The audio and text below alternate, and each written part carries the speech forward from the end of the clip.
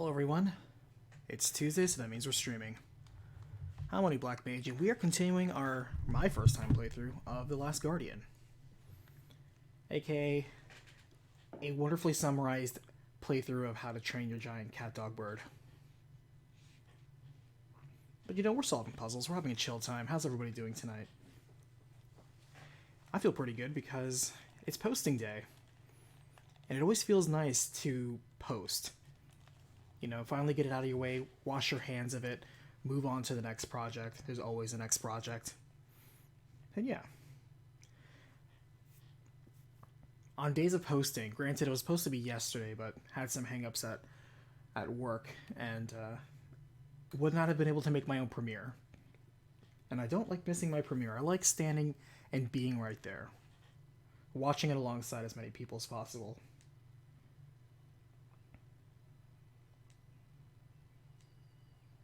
And even though I posted it in the middle of the day, or at least for my time zone, I still feel a lot of people still showed up. It was actually really nice.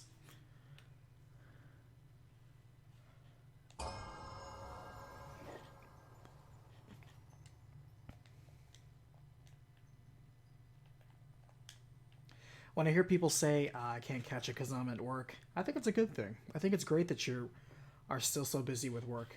I know times are tough and a lot of people are not so fortunate.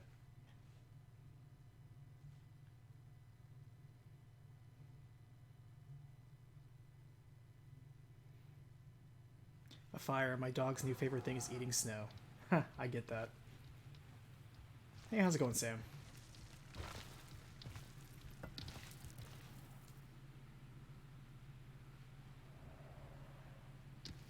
It's Appeal. Welcome to chat. I don't even recognize what language that is. I apologize. It did not auto-translate for me. Alright, where were we? In front of this massive door. Got it. I think the newest trick we taught Trico was stand up. I forgot. Even though it's only been 2 days, I forgot how jank this kid controls.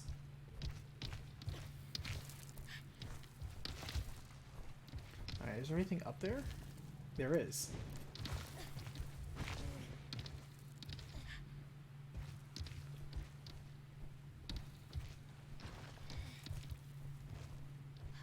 Alright, so if we go to the top of the head, do this,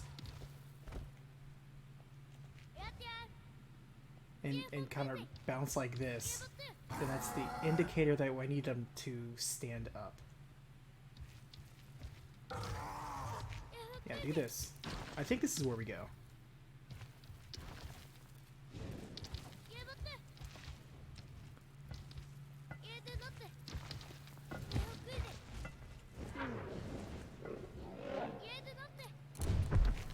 There we go.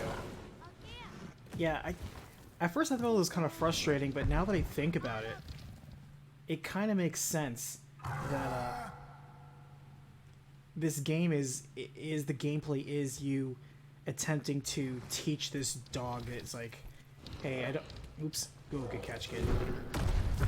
Or basically, it's simulating the experience of you're trying to talk to this, you know, animal, and the animal's like, I don't know what you're trying to do. You're just, you know, you're moving, you're saying things, you're making noise. What do you want me to do? And then you as a person are all like, all right, animal, I know you can't exactly, oops, forgot the controls. You can't exactly speak directly to us. So you're like, all right, I'm gonna make a bunch of movements and noise, and hopefully this animal will do the thing that I kind of want it to do. And I sense that because as we get further in, Trico is faster to do the commands that you I guess teach him, for lack of a better word. So I appreciate that in hindsight. At the same time, still very cryptic in a way.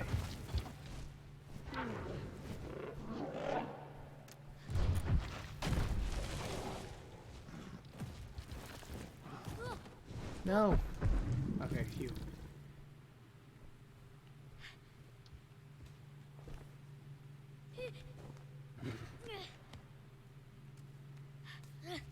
Oh, is this not a gap?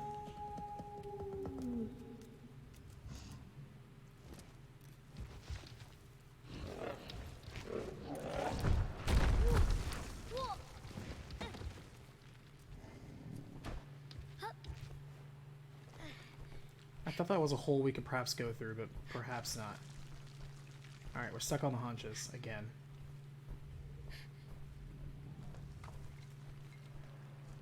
Kid. Alright.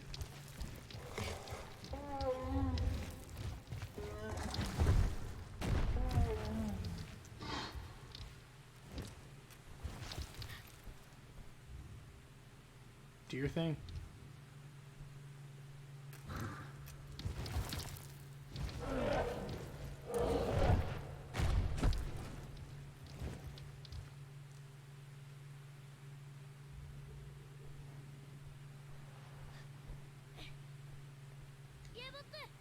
Alright, stand up.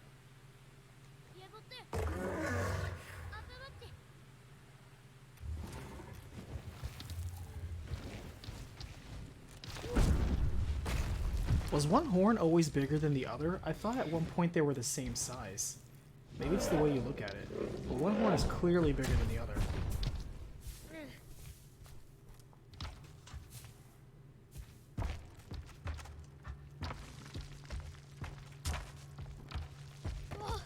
Alright. New area.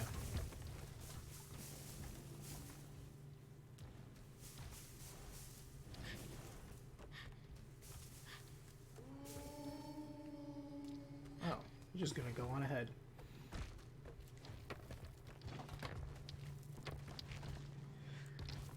Right now, I'm in the middle of, you know, enjoying the time from posting today, which hopefully if you guys got a chance, I did post The World Ends With You final remix version.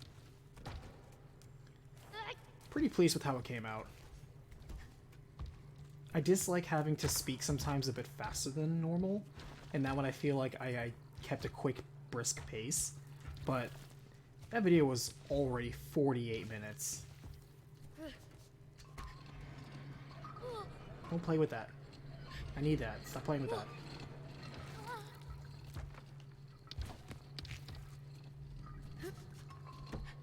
Stop playing with that.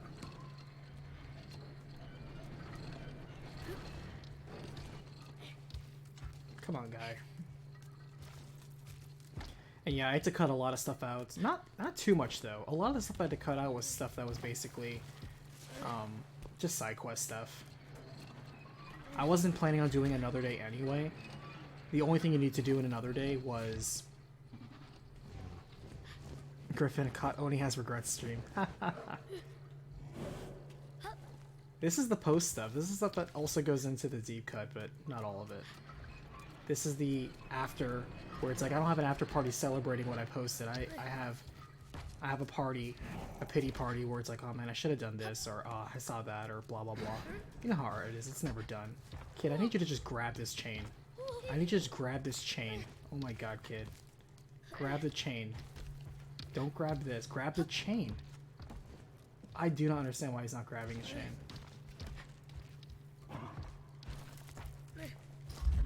Thank you.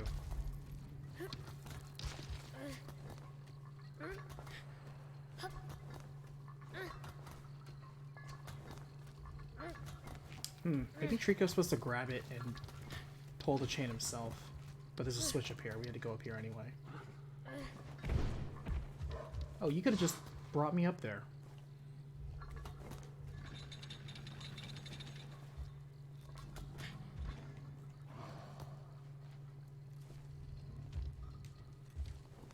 Oops.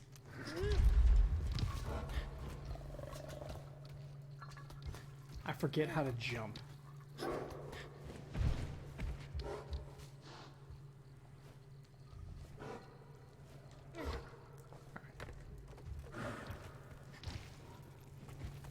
It's so nice that he wants to stand up on his own now.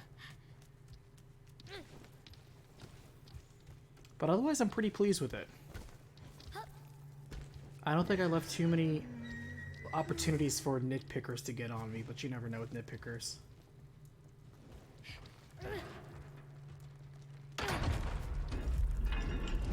They're never happy. Alright, so I turn on a flame. What does that mean? Oh, so he'll be attracted to the light in that way. Interesting.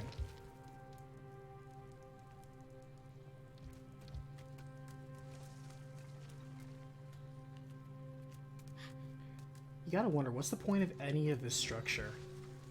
Like, who made this palace of weird levers, gates, and doors that are open in such oddly specific ways and yet serve no contextual purpose?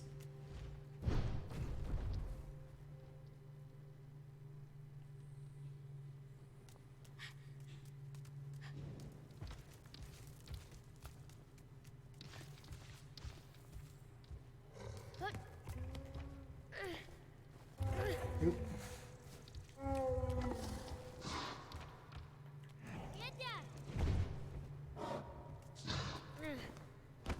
Alright, now jump up to the lamp.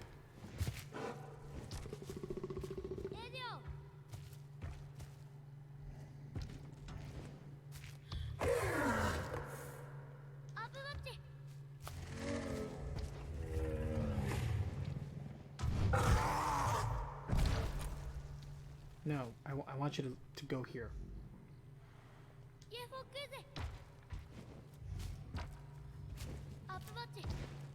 Yeah, look up there. Jump up there.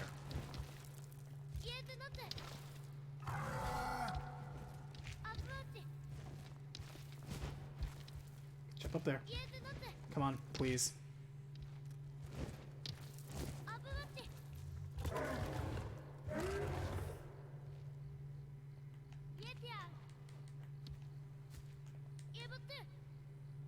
Go up. Come on.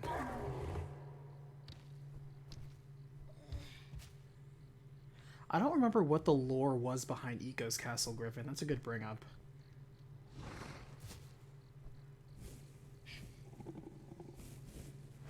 Trico, please. You jumped up there before.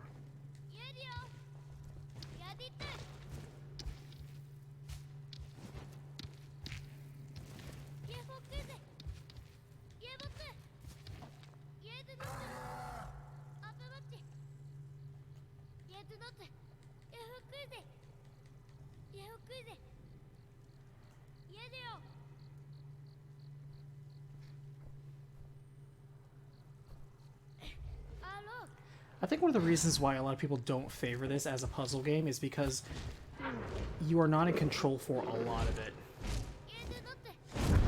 It's just a lot of it's like patience and RNG of like, will the AI do the thing that I kind of want it to do for the purpose of solving this puzzle? And for that, you can't make too many puzzles that are that complex, I imagine. Maybe I'm wrong. I want to jump, but the kid's just doing stuff. Kid, I want to jump away. Kid, thank you. Nope. Look, do what you're doing. Kid.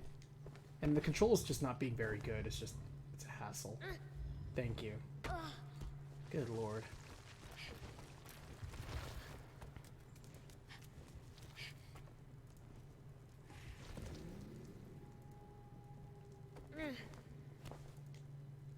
I'm surprised you made that jump. Hey, it's a cage. We should keep a boy with horns inside one of those.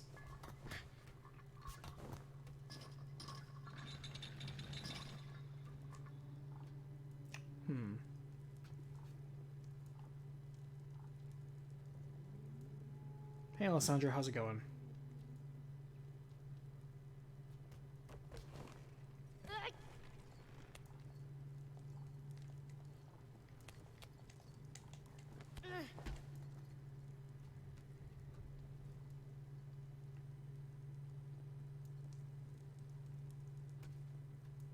That one's glowing. I do appreciate the tutorials. Normally, I'm not a fan of when a game constantly spams tutorials, but in a game with very odd controls like this, I actually appreciate it.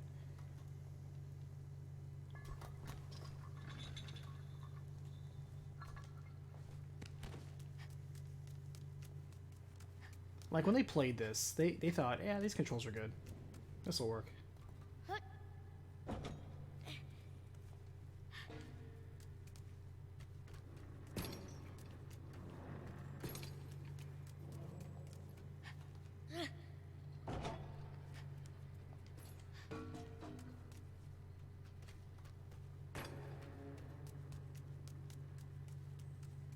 JQ, how's it going? Welcome to chat.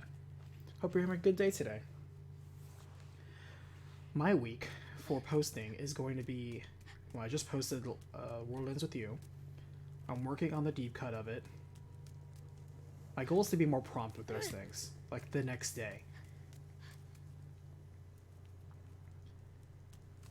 Then I need to get both the 13 Sentinels and Ghost of Tsushima reviews out. Killer 7 I'm starting to work on. I'm just doing prep work on that. The turnaround on that should be fairly quick, I think. Killer 7's not a long game.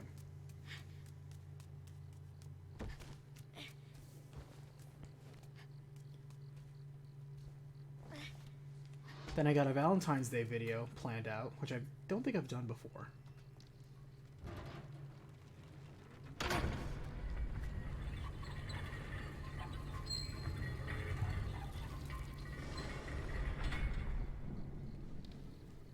And I have a D&D video that I meant to post last month, but didn't.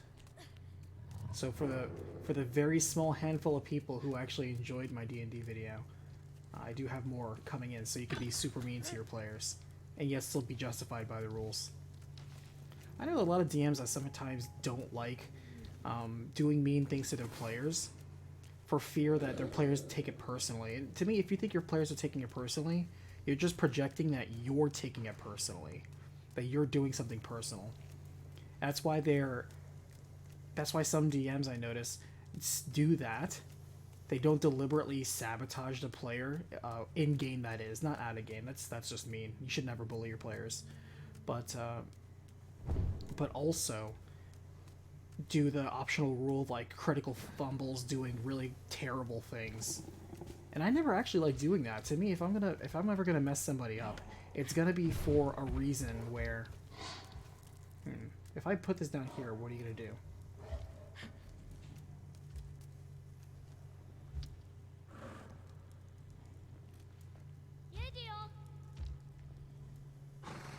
Like, I feel this goes on that chain, but at the same time.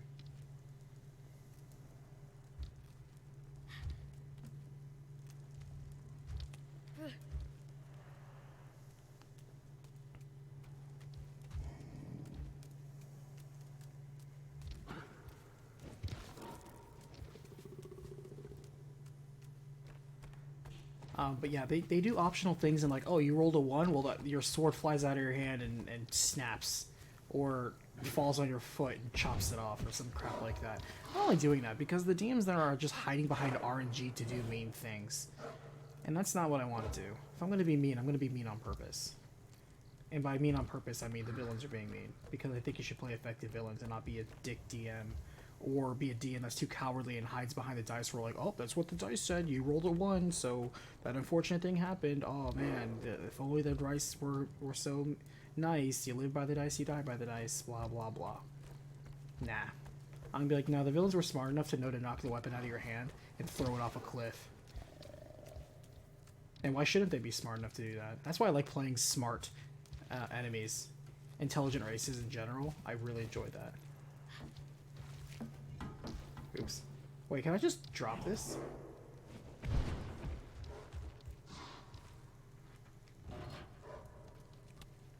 I thought this needed to be held up, but I guess I could just drop it.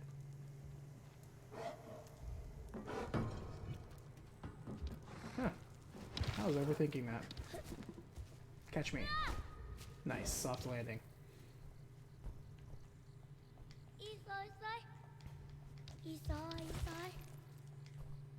I don't ever design worlds that revolve around the player. You live in my world. I don't live in your world. Get used to it.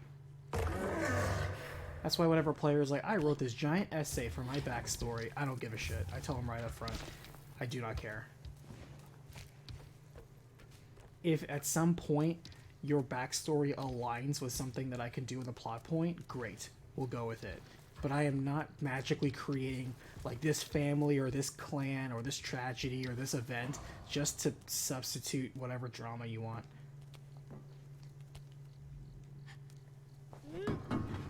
Okay, I pressed hang pot.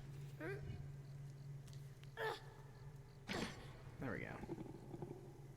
And that did what? Specifically.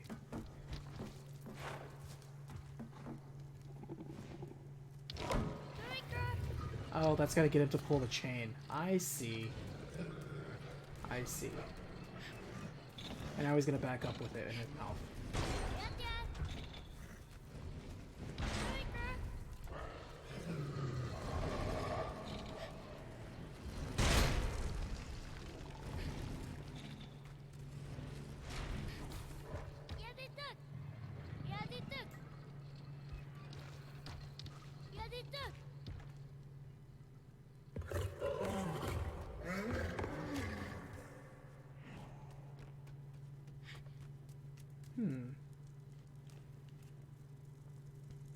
You accidentally lit your group and half a town on fire.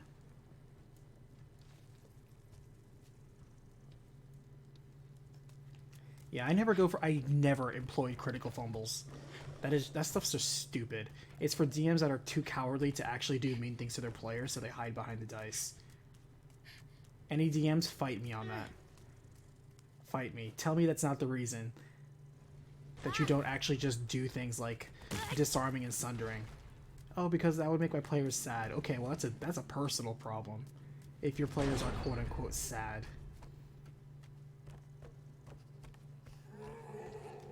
If anything, isn't that the whole drama behind some of their characters? I'm a tragic person.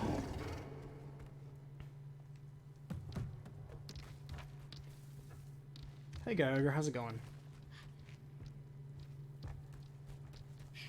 I did an experiment today, you know, like I said on Discord, where I wanted to see what's the audience like for those who are joining in the afternoon or evening versus the early afternoon.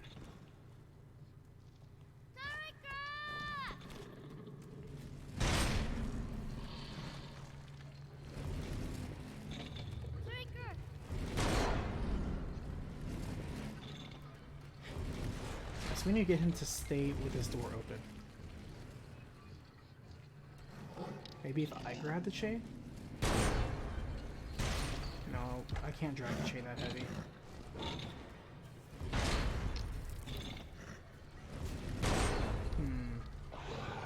We needed to get through that door while pulling this chain.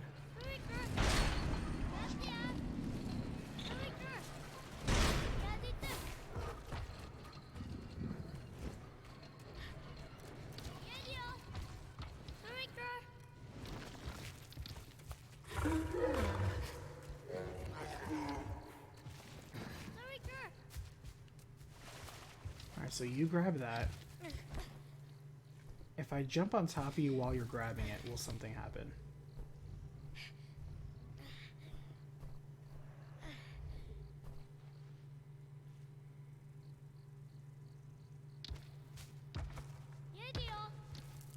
Alright, grab it. Yeah, grab it, it's cool. Grab it, just grab it.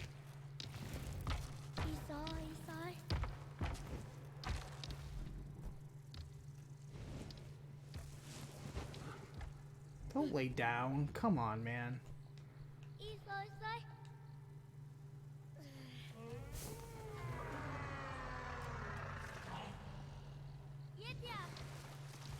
This wall looks like it'd be smashed. Alright.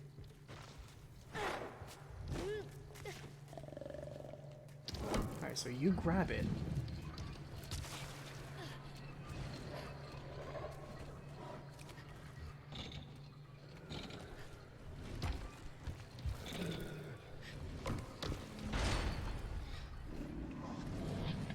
Alessandro, you're in the Netherlands? Okay, so you mostly catch it the next day then.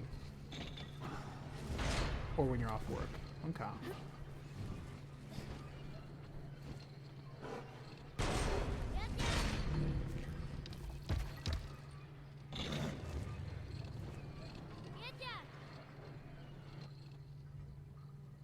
What am I missing here? We need the door to stay open. But Trico won't move with it. Or will he?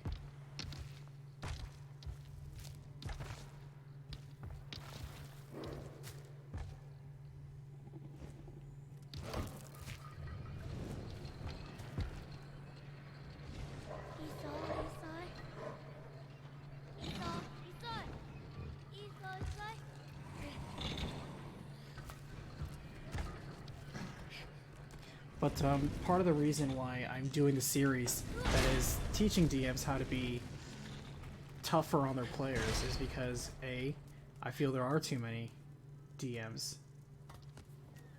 Okay, this wheel has something to do with something.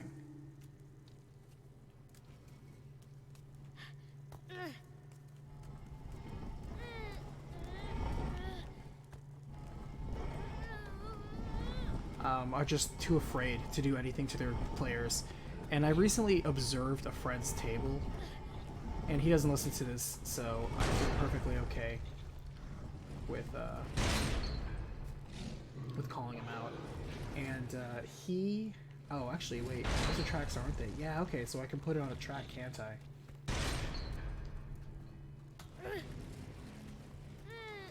This kid's pretty strong. That thing's got to weigh like a ton. Literally a ton.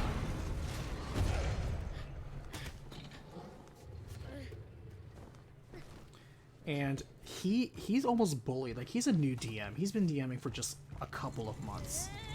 But he has a couple of players that, quite frankly, I think take advantage of that.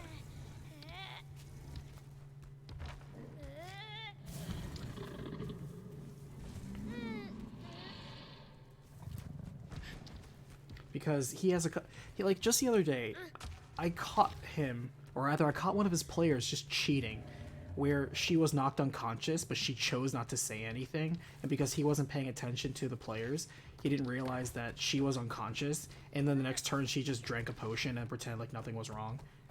And I was like, wait a minute. And she's like, oh, I didn't know when to bring it up. I'm like, there are 6 people here. You had 7 turns to bring up, hey guys, I'm down. A perfectly natural thing, but she chose not to. Like, you're just cheating, and you're trying to get away with it, and I hate that. And her fiance is another guy who metagames constantly metagaming, and I hate that because he is actually a pretty talented player. Like, he knows stuff, he's experienced, he makes good calls, but he cheats. And so because of that lack of integrity, and I've called him out on that, saying like, hey, your character wouldn't know this. Like, you're lucky our DM is allowing you with that, but I'm telling you right now that your character wouldn't know this, and you're taking advantage of him. Alright, we need to get this wheel onto this track, I think.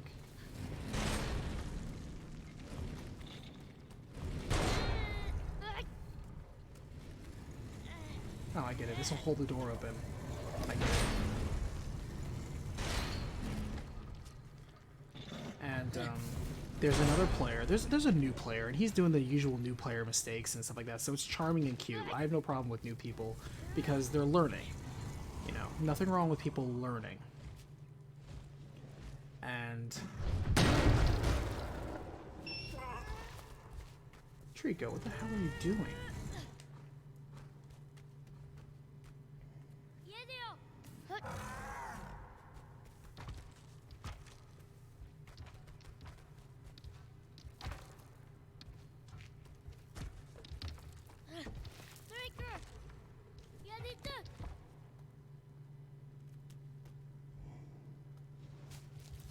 Yeah, pull that thing. Don't get distracted by me. Pull that thing.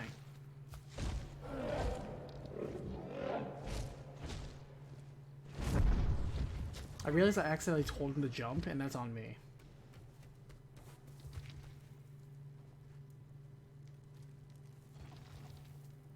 Trico, please go. He was tugging on thing for like 20 minutes, and now I actually have this where I want. Now he magically doesn't want to be here.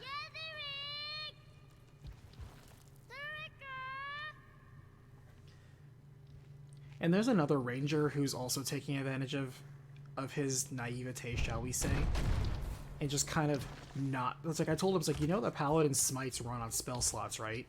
Like, have you been counting, or has he been telling you, hey, I'm using a spell slot for smiting? He's like, no. It's like, you need to be doing that, because like, paladins don't have a lot of spell slots. That's why smiting is such a precious resource. You can't be smiting non-stop all day every day. It's not how that works. You know, just making new DM mistakes.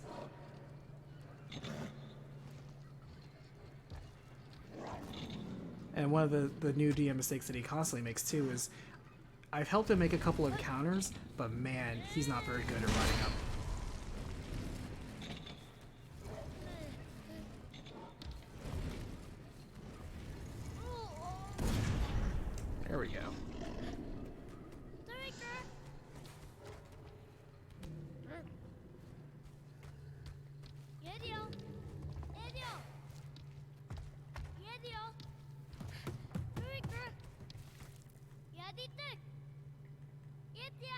Come on, get over here.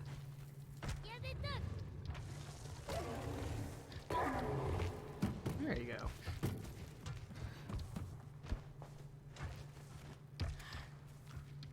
Umbra D&D rant?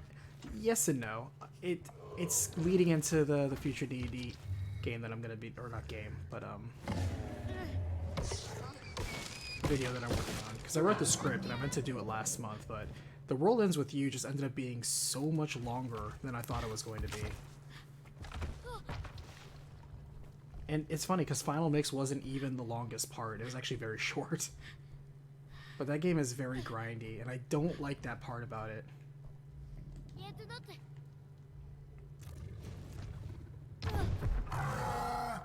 Oh, so he now jumps basically on command.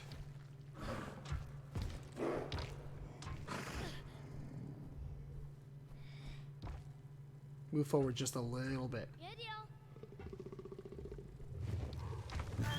Thank you.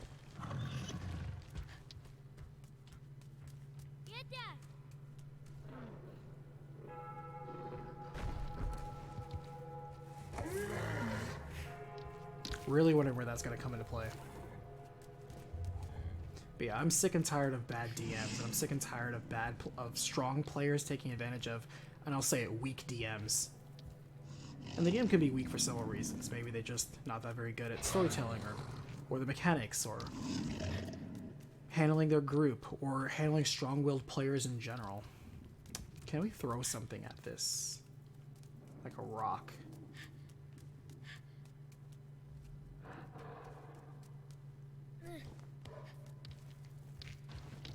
Can't grab it. Can't shove it. Trico won't go near it. Oh, here we go. Yeah, we can lift these little things. The little helmets.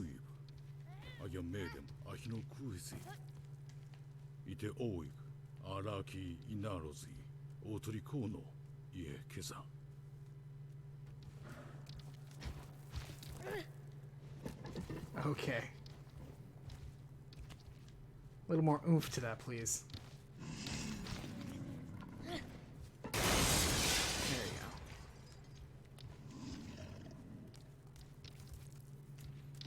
And those are the type of DMs that I want to help, because I feel that they're being victimized by the pressure to be a DM and perform for players that are taking advantage of that and just kind of having their way with their world, and I don't like that. I don't like seeing that. I don't like DMs that take advantage of players in their world, and on the opposite side, I don't like players taking advantage of DMs in their own world. Especially the power gamers or meta gamers that are just trying to play to win when that's not the whole point. The DM's just trying to tell a story and build a world. And they're like, I want to, play a numbers game and feel like I'm winning. It's like, stop this. People accuse DMs of doing that a lot, and it's true. However, I find, from my experience, that I observe more players power gaming than DMs ever do. And for example, there are way more channels, forums, resources, and options available for players who want to take advantage of it. It's like, here's how to build a powerful blah blah blah. And how many times do you see people say, oh, what's the most powerful class, the most powerful spells, the most powerful what? They care about that. They're trying to power game. And they're not very good at it. So it ended up being mostly harmless.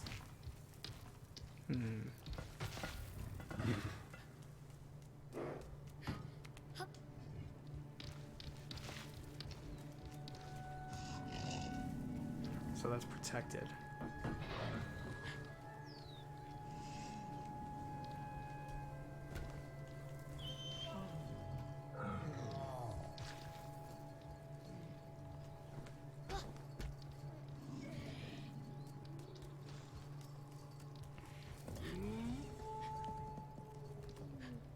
I feel like this is a puzzle game that chose to have slippery controls intentionally. But I wonder if they questioned why they should have slippery controls.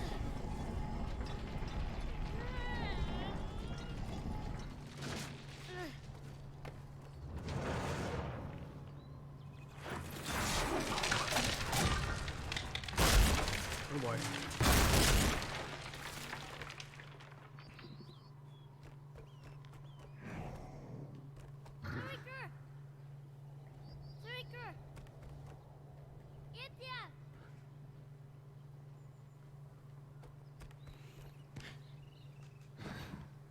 You've only played a few times, but you need a good group of people. It's yes and no.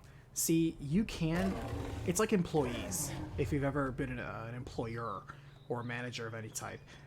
All sorts of people will show up to do work for you. You have workers and you have employees. Workers are just people who are just going to work. An employee, however, is somebody that you have trained to do well at their job. And I find players the same way. You can have just warm bodies show up, but if you want a player, you have to grow a player. Players, it's lovely if you get lucky enough and have an experienced person who's also not a dick.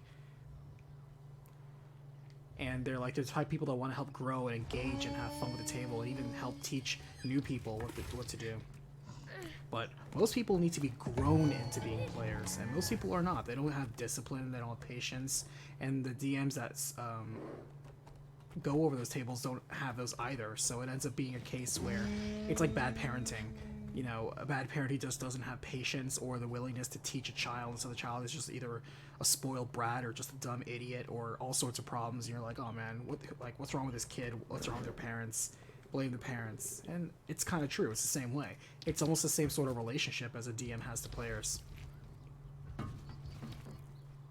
Because they're not just going to naturally just participate or speak up or build or learn or coordinate or work as a team. Trico, I really need you down here, by the way. I've been calling you. Speaking of training, come down here. I got rid of the scary eye thing. You can stand on this, I promise, probably. Get down here. Oops. Thought I jumped off. What are you looking at?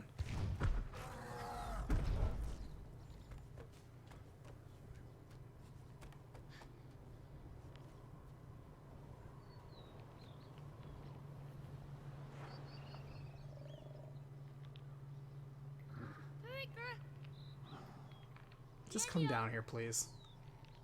Or at least lower your tail so I can get up and you can jump across this.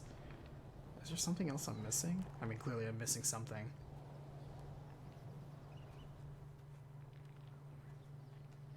Maybe I'm supposed to jump down here?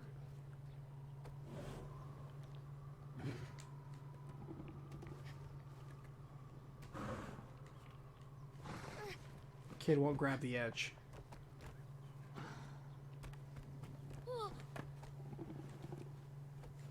I don't think I could drop down. Actually, maybe I can. Yeah, actually, maybe that is the way forward. Just dropping down. I mean, parents in chat, you tell me.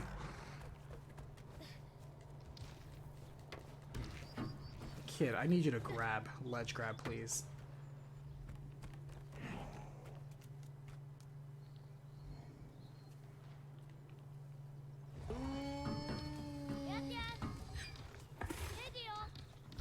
Yeah, Trico would lower his tail, that'd be great.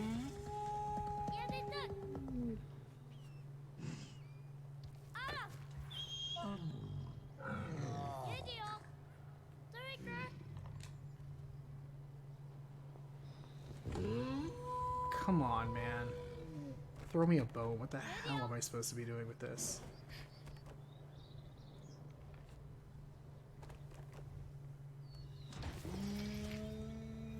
Alessandra, what do you think about Mass Effect Legendary Edition? So for me, as somebody who's already, you know, played the trilogy multiple times, bought all the DLC, just the appeal of having Mass Effect in 4K is not enough of a sell for me. Because, like, I'd just be rebuying it from scratch. I highly doubt they're going to do save importing, which might have persuaded me.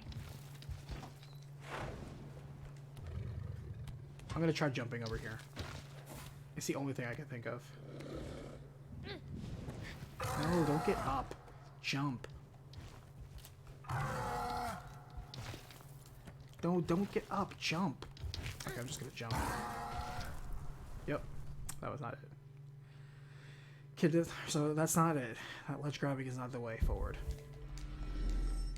Because like stuff like that, like there's... Oh, okay.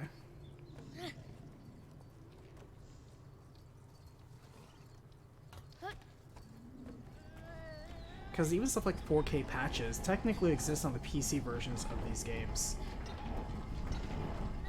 Alright, maybe there's a clue when I push this forward.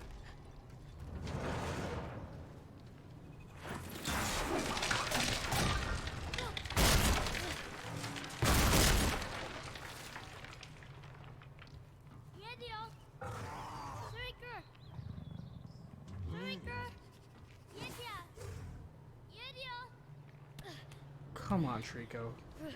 Seriously. What do you want me to do? Kid stomps his foot, though. Get over here. Hey, we're actually climbing this area because that bridge is where we've been before. So we're climbing the castle. Oh, that's gotta be areas that we go to later. Interesting. This is all the same area.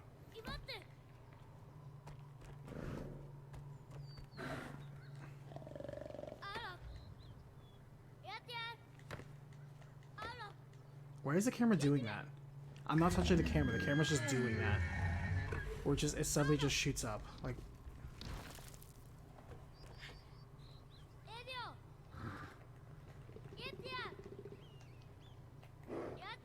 What the hell am I supposed to be doing here?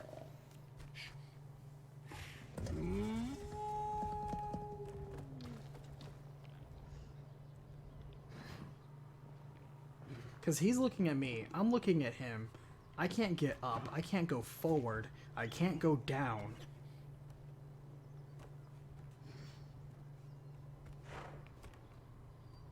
We have a broken thing here. I know I can't make that jump.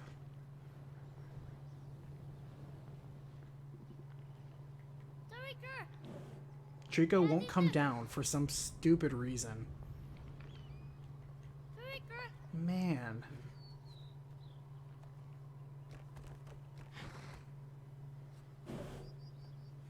This isn't so much a puzzle game as it is a puzzling game. We are constantly asking, what the hell am I supposed to be going? Or where the hell am I supposed to be going? What the hell am I supposed to be doing? Because there aren't exactly many interactive elements here. Kid won't grab. Trico won't kick down. I don't know if there's a clue in the fact that this thing splintered this way. I can't drop down.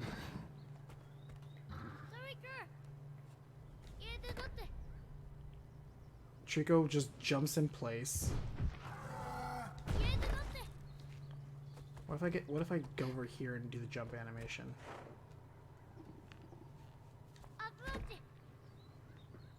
Get over here. What are you barking at?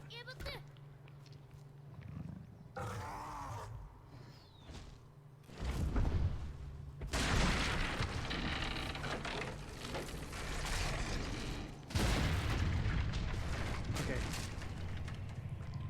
That's what this entire game is try every possible combination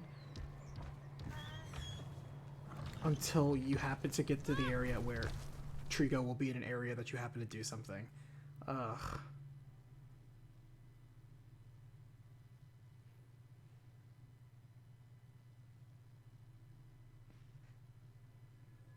Because, you know, that was super obvious. But yeah, I would love to play Mass Effect again at some point, but I know I've already done literally everything you could possibly do. I've 100%ed every single game. I got every single DLC. There's no value in this. And like I said before, you can get the 4K patches on PC anyway. So 4K on console, to me, is not a good gesture to go back and do it. It's nice if you've never played Mass Effect before. It is very cool and convenient, but at the same time, it's like, why would I personally? There's no sell for me. So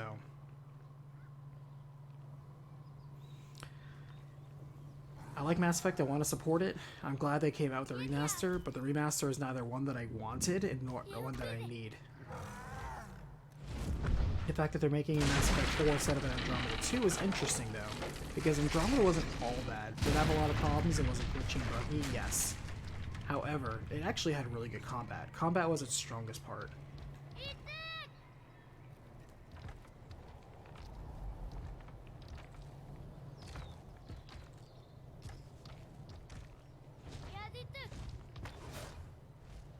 Alright, if I jump, you're gonna catch me, right?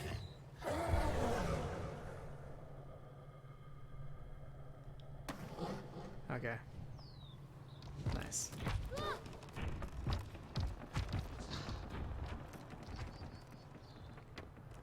Because if they added like a new DLC chapter linking it from... It's like the World Lives With You Final Remix. If they made like a Final Remix version where they're like, oh, we redid the games and we made all of the combat either like Mass Effect 3 or Andromeda, which I would appreciate. If I could play Mass Effect 1 like Mass Effect 3 or Andromeda, which were just the smoothest battle controls, then I would be in for it. And we also have a new DLC chapter where you get to continue the adventure forward, and it links it to Mass Effect 4. If you did something like that, okay, I'm interested. I'll buy it. But if you offer literally nothing new other than a coat of paint, that's not enough for me. You gotta do better than that.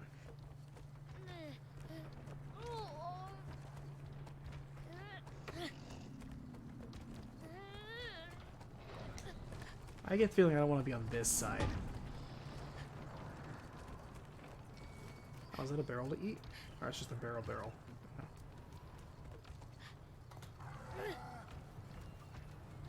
I appreciate the gesture. It is not for me, though.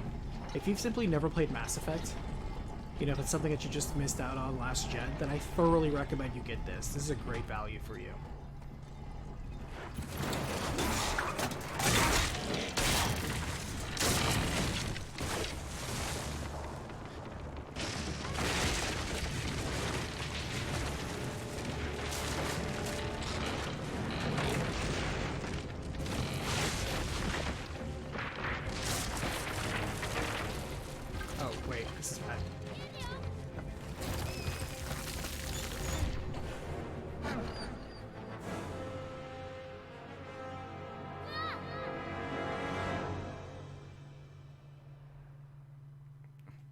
It's slow motion, so he's gonna do something else. Oh, he's gonna grab me with the tail.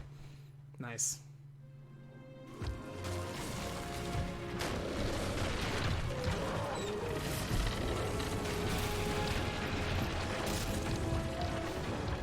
Everyone needs to play Mass Effect for the Shepherd Shuffle. This trademark method of dancing.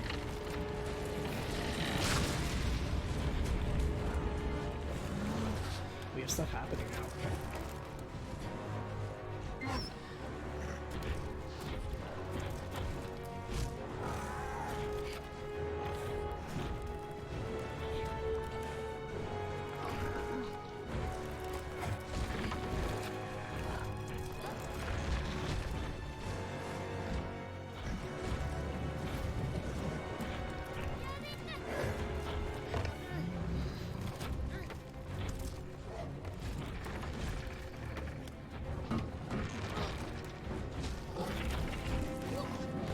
Trico, I'm trying to get this pot.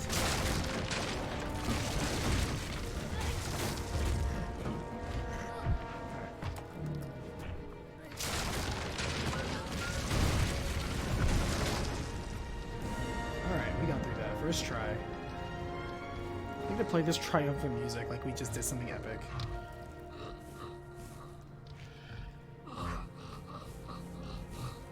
How unexpected would it have been if Trico actually fell and died, and then like a second Trico came up and like that was your partner, and we don't even talk about the first Trico? That would shock people.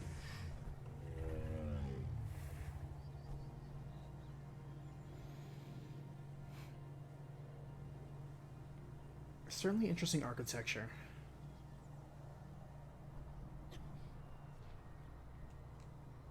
Alright, you get a pad for that.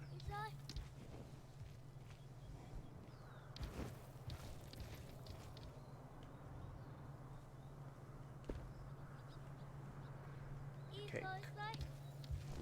Alright, I really need to get off though. Kid, Kids, stop. Kid, get up. Face the right way, thank you.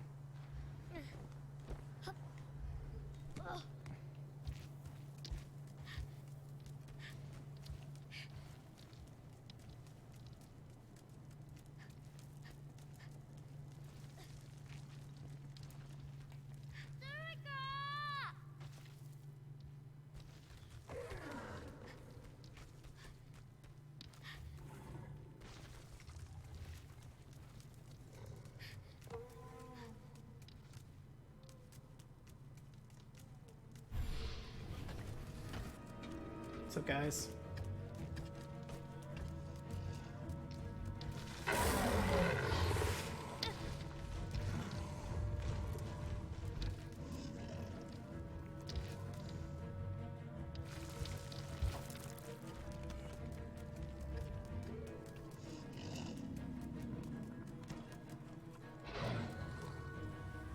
I'll tell you right now, anybody who complains that Mass Effect 3 had a bad ending missed the point of Mass Effect entirely. Because I pointed this out so many times. Everybody claims, oh, BioWare promised they were going to give us this grand ending based on your choices in the trilogy. They never said that. And that was never printed anywhere. That was this hype engine speculation that people took to an irrational extreme. BioWare never said there was going to be some grand conclusion that ties everything together. That was never stated. That was never brought up. Because they knew they were just going to end Mass Effect 3 the same way they ended Mass Effect 2 and Mass Effect 1. Which, if you aren't aware of it, Mass Effect 2 and Mass Effect 1 end the same way as Mass Effect 3, where it's basically the same ending, and your choices are just slight variations to the ending cinematic. It's always been like that. And it just shocks me that people didn't get that. Where it's like, Mass Effect 3 ended where the difference are just cosmetic differences. And like, yeah, just like Mass Effect 2 and Mass Effect 1. I don't know why you thought 3 was going to be different. They did it twice. They did it for 2 games. Were you not paying attention? These guys are throwing their weird ninjutsu at me.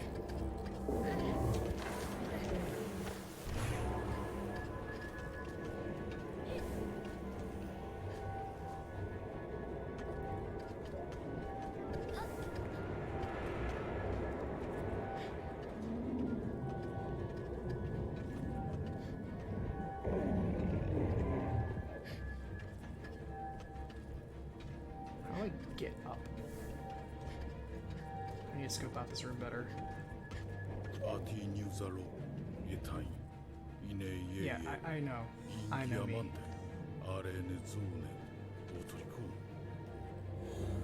When he does this, it's so weird. I don't know why this kid is doing this.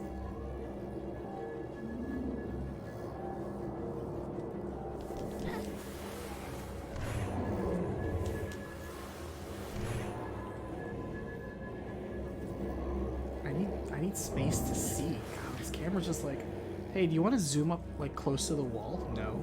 Do you want to look at something that's not directly objective? Not really.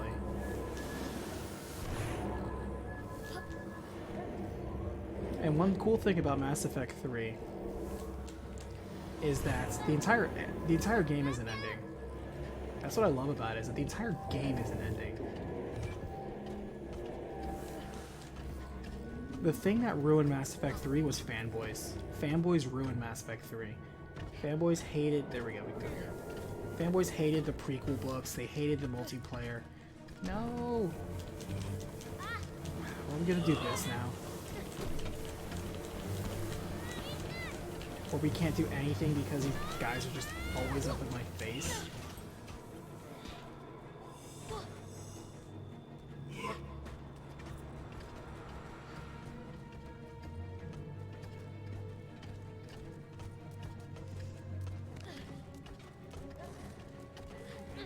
Kid, I need you to climb this like you mean it. Good lord. Alright.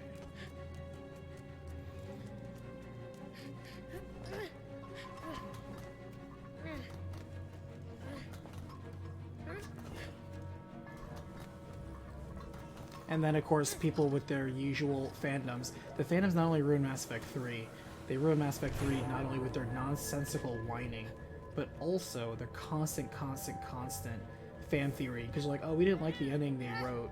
So we're just gonna make up like 30 different endings for ourselves and then claim ourselves better writers, and they're not.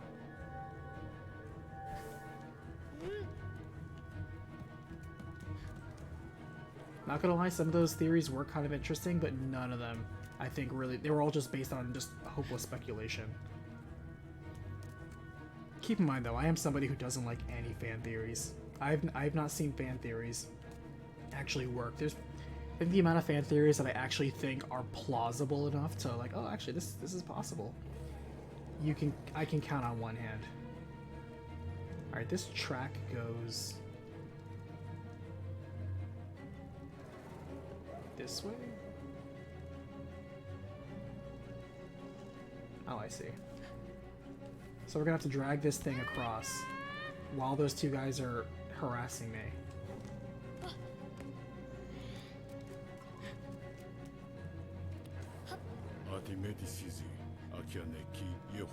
I like how he's giving me a hint now, but not when I'm like, what the fuck am I supposed to do?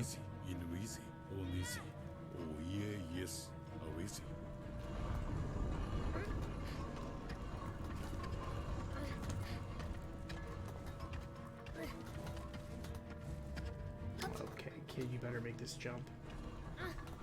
Oh crap.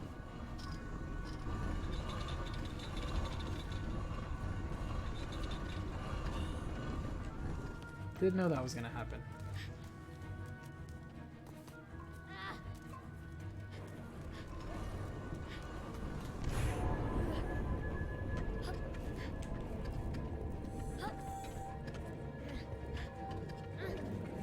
Kid, I really need you to jump. Oh my god. I don't need you climbing up the... I know it looks like I'm just climbing up the rope, and I'm like, why am I climbing up the rope? Because in order to jump off the rope, the kid has to be facing the direction, and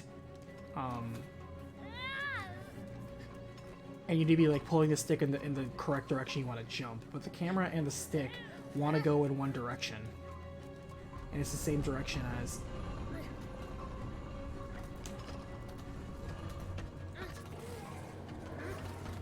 Kid, jump, jump, jump, kid. Oh my god, this game. God, this game and its god-awful controls. Why did you choose to do that, Ueda? Why did you think your game was better with garbage controls? Why can't the kid just jump? Just jump. They're like, I think it'd be more immersive if we made the player mash every single button on the controller, and then also made them do a 3-button combination just to get them to jump off a chain that is also necessary for a time puzzle. I think that'd be a good game design. It'll really attach the player to Trico.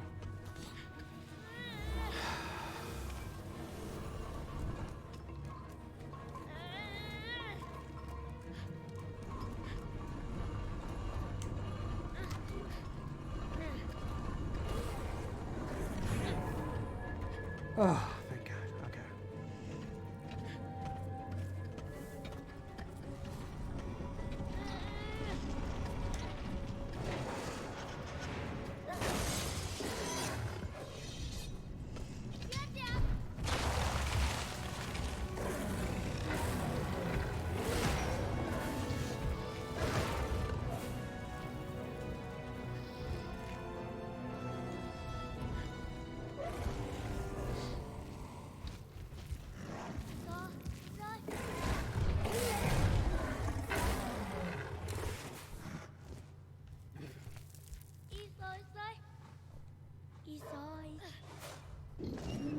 And then his neck does weird things like that. That's okay.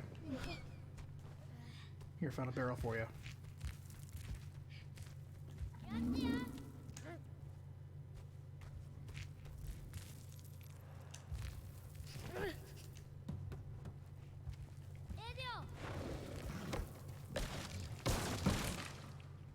Have you heard about the Shaman King reboot? I heard about it like a year and a half ago. I haven't seen anything.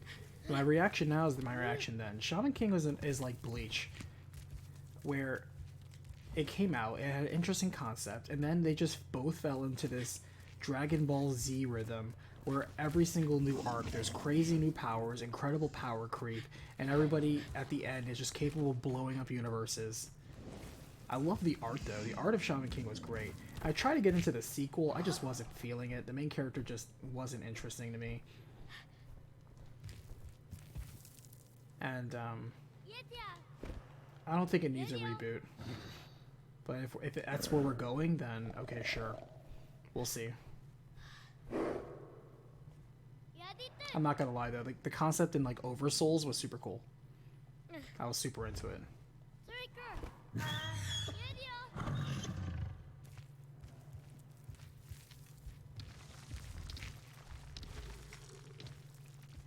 See you, Umbra. How's it going? You have a good night. Alright, so we're up here.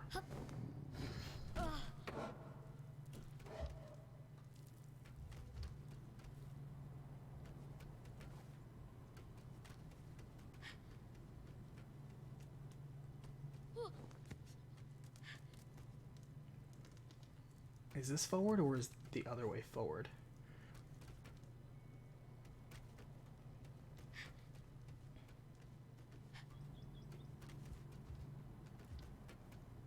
Oh, both are kind of forward.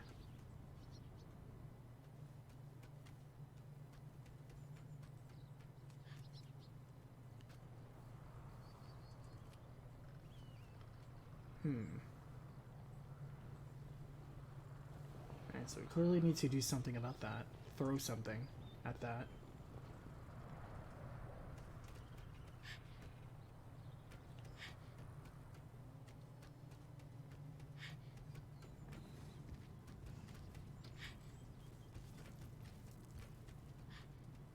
I remember an old joke with BioWare used to be that they had 40 writers and like 2 programmers.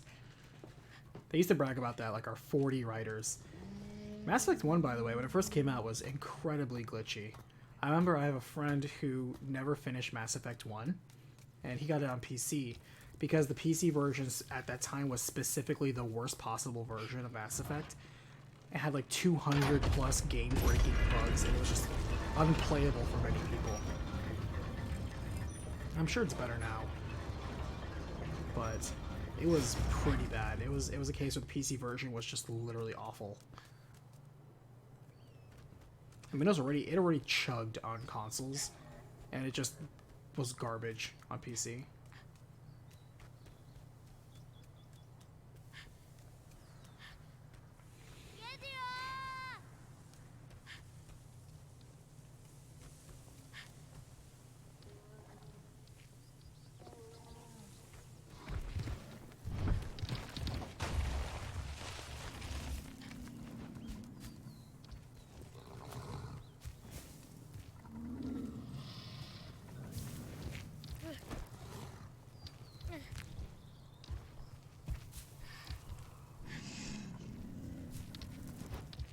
If I wasn't already so behind on things, though, I'm not gonna lie, I probably would play Mass Effect Trilogy over again. It's a fun series.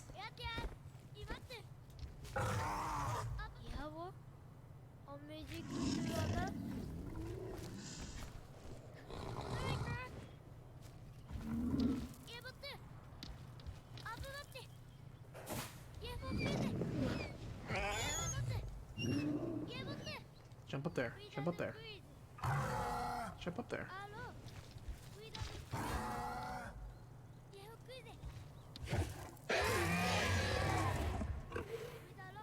At the very least, stand up.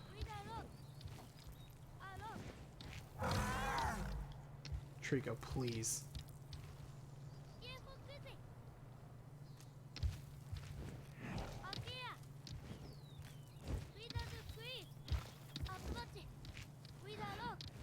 I feel like I'm just cycling through the same animations. Thank you. Oh my god.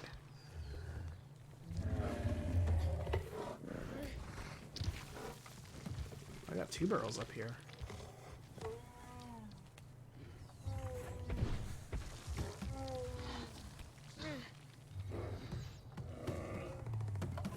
Oh, that barrel just stood up on its own.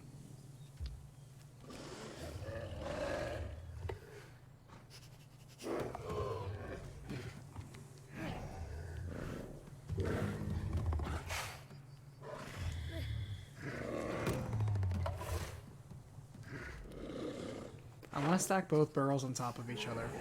I hear that's a trophy.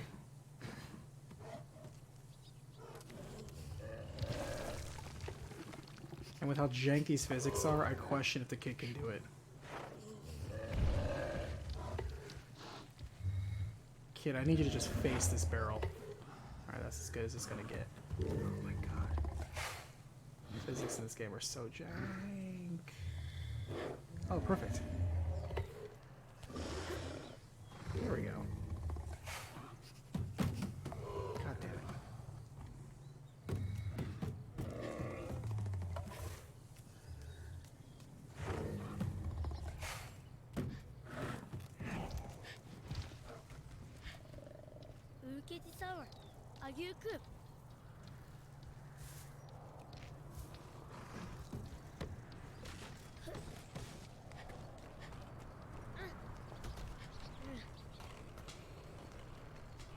Jards, how's it going today?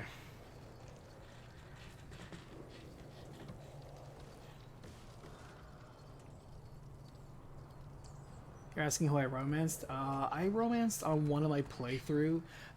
There were 2 playthroughs that I did the entire way. I played all classes from Mass Effect 1 to Mass Effect 2. However, from Mass Effect 2 to Mass Effect 3, I only did my Vanguard, who was kind of my favorite character, and I think it's either Soldier or Sentinel. One of the two. I might have done both. But on one, my Soldier, I think, romanced to Ashley.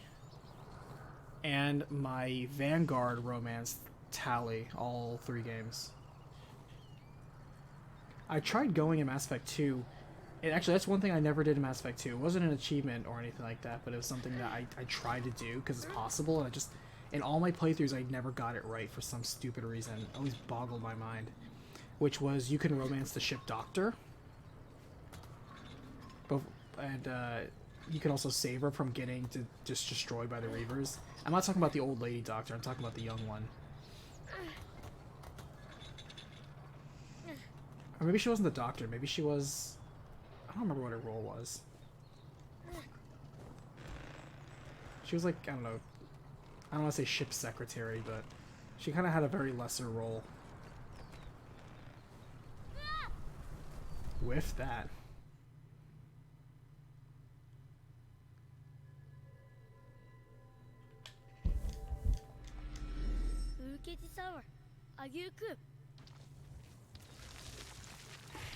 I also had a FemShep run through from Mass Effect 2 to Mass Effect 3, but I didn't romance anybody during that.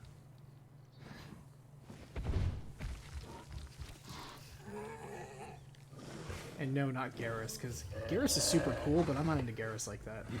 Like, he's a bro, but I'm not into him like that. Yeah, Kelly Chambers, that was her name. Yeah, you can romance Kelly. But, I was never able to do it. And I followed guys, but it never happened. She was a psychologist, thank you. Because, yeah, it's like you have to rescue her, like, during a very, very limited window, only after raising flags during certain times and talking to her during certain times. And it was tough, and I went for that, but I never got her. I never got her. I was always just somehow too late. Even if she was the very first thing that happened when the Normandy was being invaded and people were getting massacred left and right, I specifically ignored everybody and went for her, and I was always just too late. And you never know until that scene if you're gonna get it. Only when you arrive at that point does the game says, oh, well, I mean, you got there in time. And there's nothing you can do. You can't go back or anything like that. Because the flags that you have to raise with her are just so far apart. It's basically an entire playthrough's investment. Stack the barrel, kid. Stack the barrel. Oh my god, this game.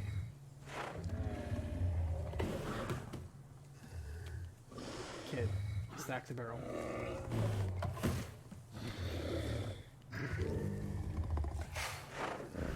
Alright.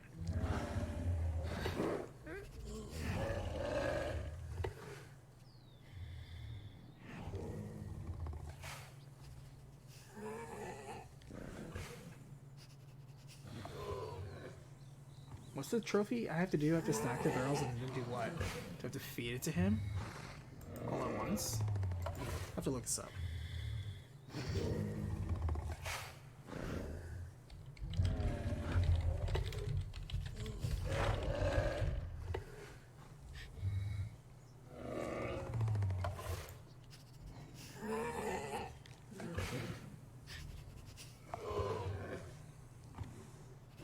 Oh, you have to walk 10 meters while carrying 2 or more stacked barrels. I wonder if I walk back and forth on here if it'll count.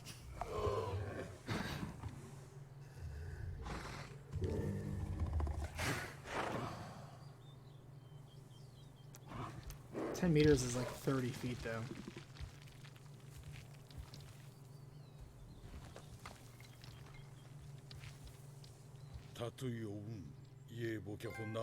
There we go. Got that secret trophy, baby. I normally don't go out of my way for trophies, but if it's right there, I'll take the opportunity. Alright, Trico, here's a 2-for-1 deal. Can you catch 2? You can catch none. Good job. Trico.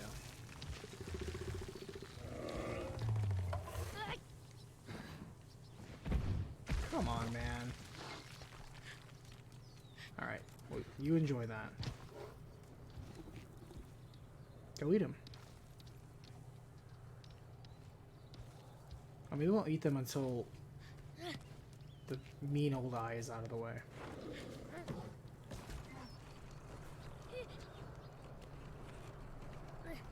That didn't seem like 30 or 10 meters, but I'll take it.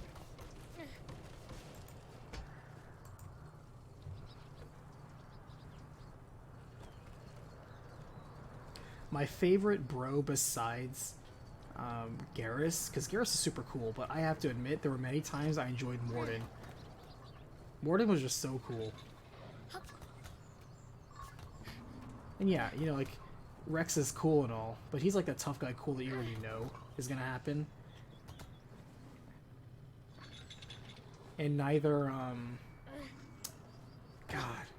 neither the other 2 Krogans you get in Mass Effect 2 or 3 kind of stack up to Rex on purpose. There's a lot of fan service for that, but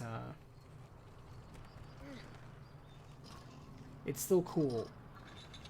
All the quips. Everyone in Mass Effect 1 was very quippy, and I think it really helped with the banter between everyone. I mean, how else are you going to take those incredibly long elevator rides?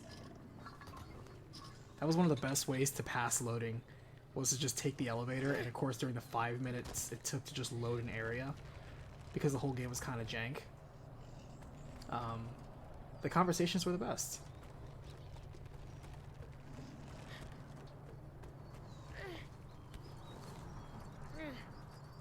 Yeah, Scientist Solarian, exactly. One of the earliest videos I did on the channel was for Mass Effect 2 as an import guide. I just loved Mass Effect 2 so much. A lot of people do. I think it's the most popular one of the series.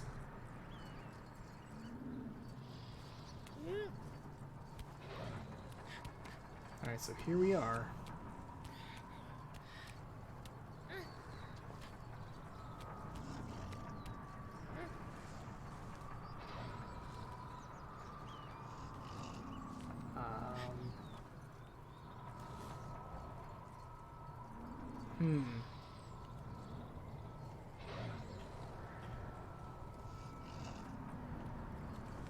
Maybe we just go to the other side, perhaps? A lot of stuff seems to not happen until you're in the particular area.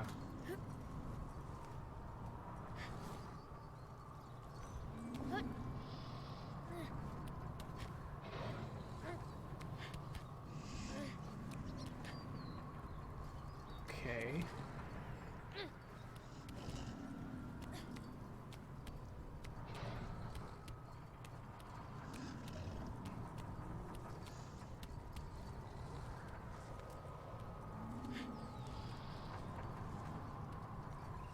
Can't break it. We can't jump. We can drop. I'm literally pressing every button except for drop down, because I know if I drop down, I'll actually drop down. I do not understand what this game is asking for me.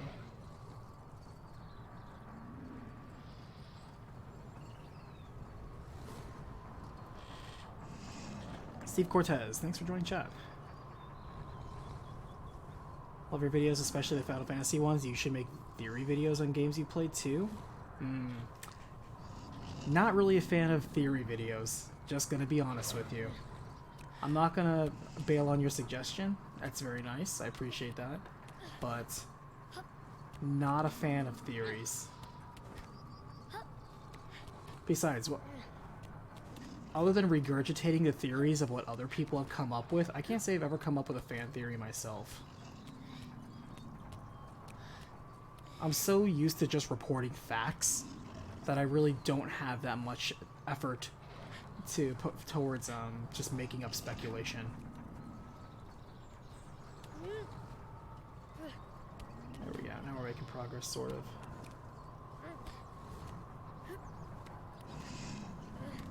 Kid, I need you to grab the broken glass with your bare hands.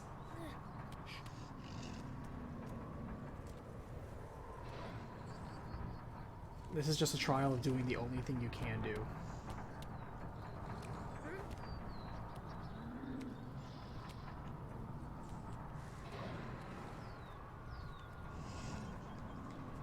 Kid, I just need you to go over there and jump. Maybe you don't jump there, maybe jump towards that little thing. Come on. It's right there.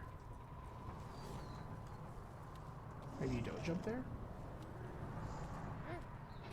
I have a hard time believing it's not where you jump.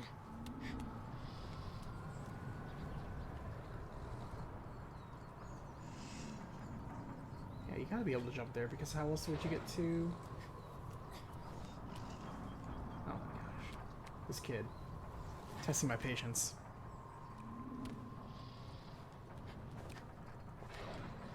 Yeah, the Rachni. I remember that. I chose to spare the Rachni Queen. I went through multiple playthroughs where I've killed her, but I think the sparing one was... it just felt better. And the repercussions, I think, were better too.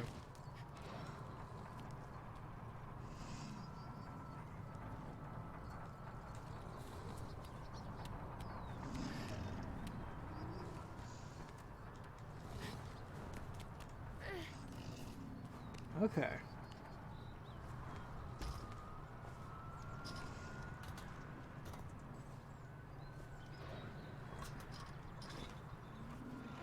Probably gonna use this to break it. Probably have to spin this somehow with physics. Probably with this chain.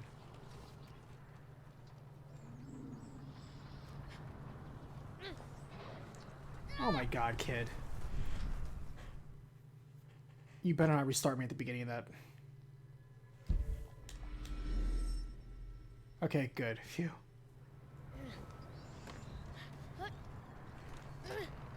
Yeah, the Rachni were something that I feel they also could have expounded upon a little bit. One thing I actually really enjoyed, it was only in DLC, but I think was super cool, was the Hammerhead, which was the hover tank. They only whipped it out for like a couple missions, but it was so cool. Just the variety of missions that you had in Mass Effect 2 was so cool. Kid, where were you looking?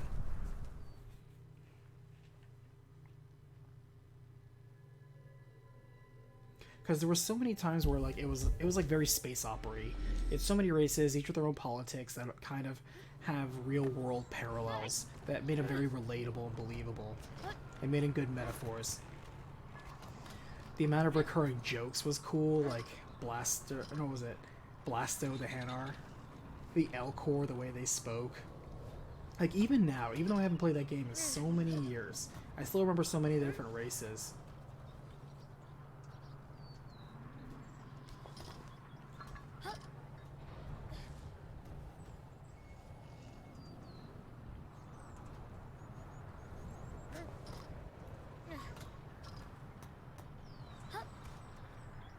And I think that's just testament to the writing of it.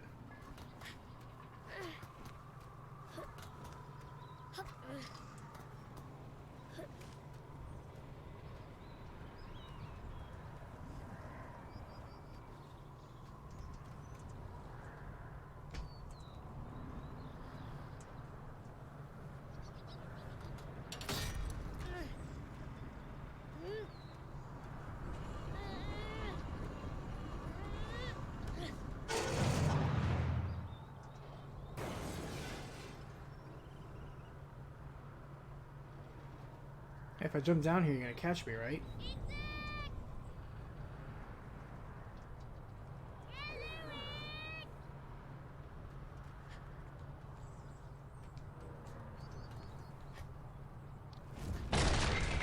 Oh, okay. Good thing I didn't jump then.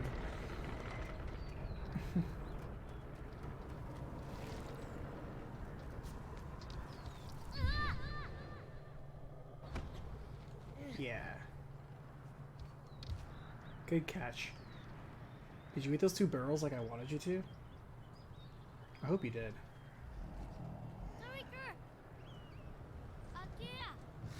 I walked 10 meters with those 2 barrels. I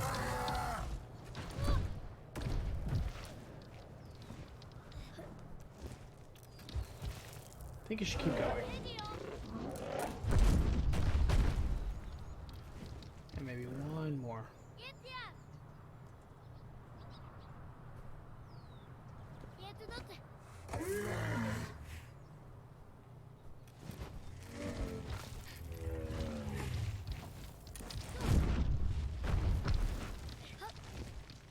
Okay.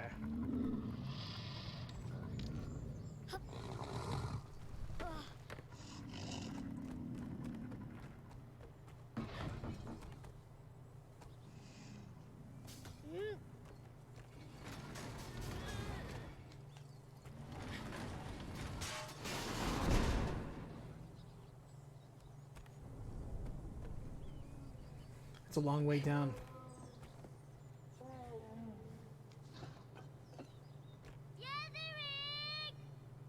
You're good now, right?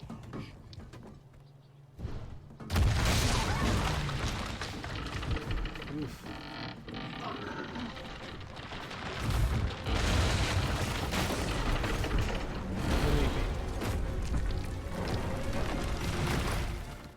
Yeah, he left me.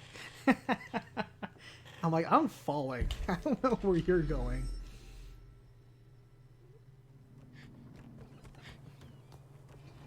That was kind of funny. But yeah, I love Mass Effect. I look forward to Mass Effect 4. It kind of undermines the emotional ending of Mass Effect 3. And I'm not talking about the original. I'm talking about like the DLC. What was it called? Aftermath? Arrival? I can't remember. Homecoming? Something. But it was the one where that reunited everybody. Like, everyone is here. And it had the ultimate team up. You had everybody making series-long quips and jokes. And then you fought a clone shepherd. That totally made sense because they're right. Why would they make one clone when they can have 2?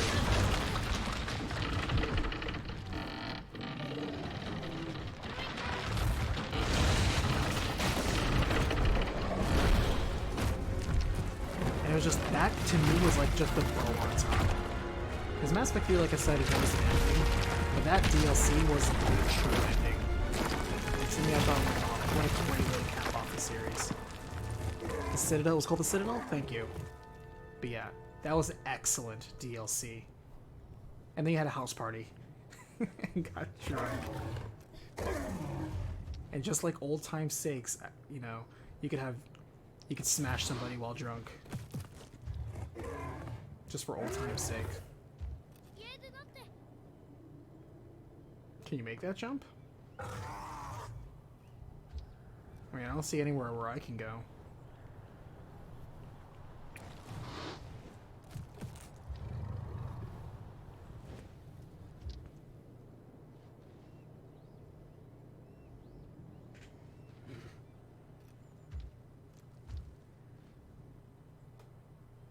Okay, I guess this is up to me then. Actually, there are some ledges over there, aren't there? Okay, so that's where I'm supposed to go.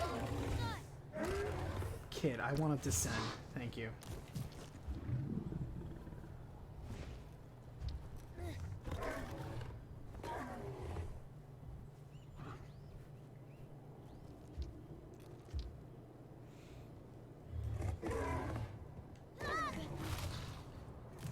Oof.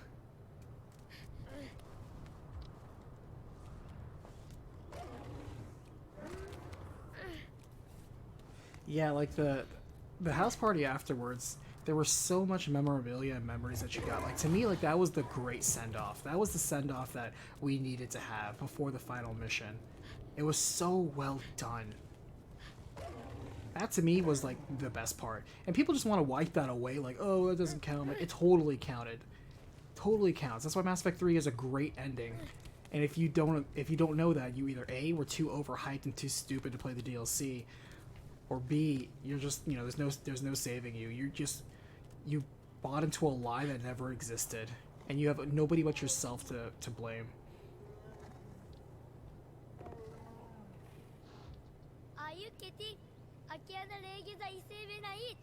He's like, don't leave me hanging.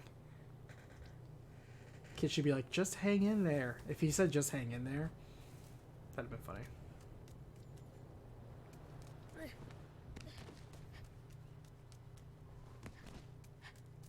That's very much a stranded dog kind of thing where it's like, all right, I'm in a bad spot. Don't leave me. And then if you start walking away, they're like, they howl at you like, don't leave me. That's bad. Again, those doors, they scream New Game Plus. Alright, it's gonna be one of those where I need to run just the entire way. See you later, bye. Kid, don't get your foot stuck on some random crap. Oh, crap.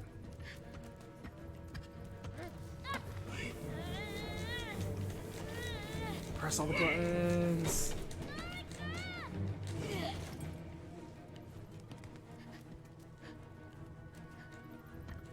Kid, I need you to drop down. Kid, I need you to drop down. Oh my god. Kid. Kid.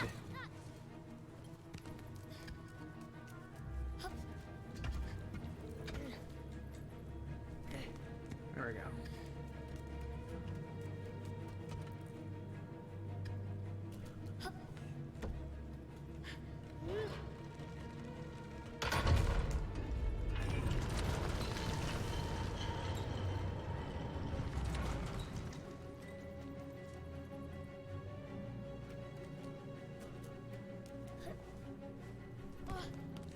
Okay.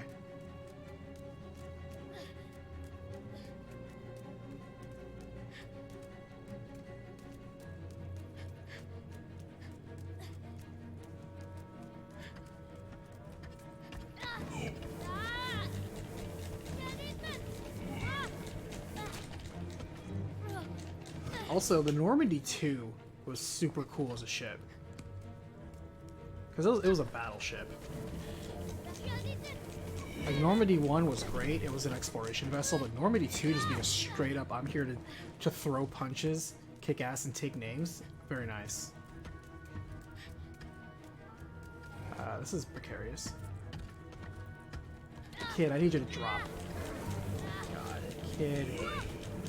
Camera also. Camera, please. Stop this. Jesus Christ. Okay, I'm trying to ledge grab. It's clearly not the solution. This camera's literal garbage.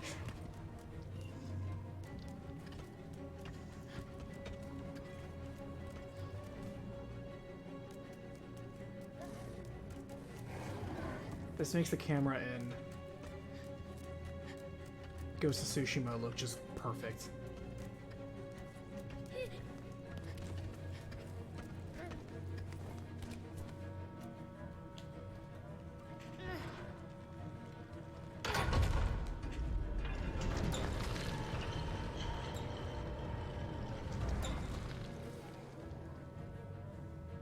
If they also mod, granted it's again a PC versus thing, but if they ever decided to during the remaster, not only change the battles and retcon it, but also make it where Shepard could just literally smash everyone without consequences, just bang everything, then yeah, I'd be in for that. The Shepard could bang a lot of things, but he couldn't bang all the things. And that might bring me back into the series if we have that. Where can we bang it for research purposes, of course.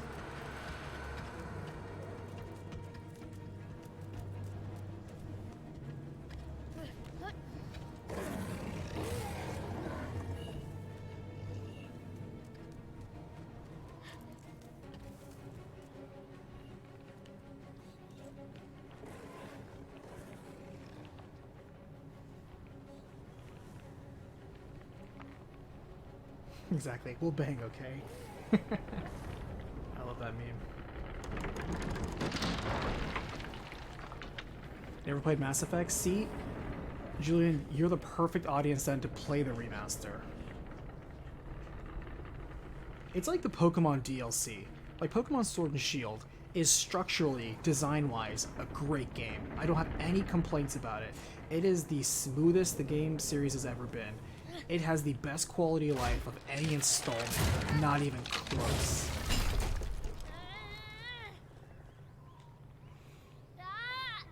Does it have high quality animations? Debatable. Not really.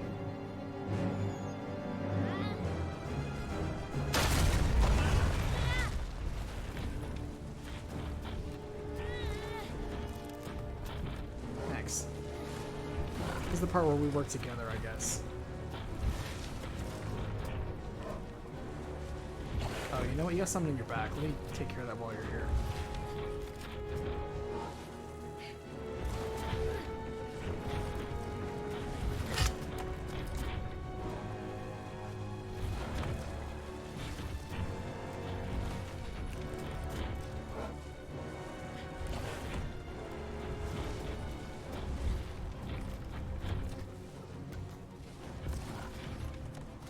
That was the jankiest jump. I stuck the landing, but it was so janky. Alright.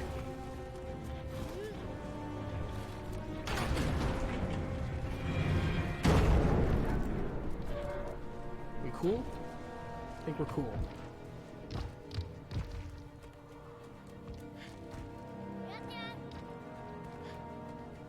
I sure hope this bridge doesn't break under your weight. I'm not calling you fat, I'm just saying you're heavy. You're big boned. Every time we come across just a random tree, it's very weird. How did this tree grow back here? Oh wait, you're smelling something? What are you smelling? What are you smelling? Is there a barrel here?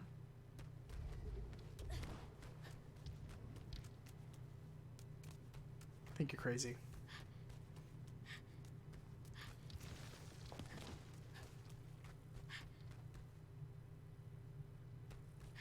Also, did someone take the mirror? Because when we blacked out, they never quite made that clear. It's probably not the only mirror. There's probably another mirror. That's probably even better.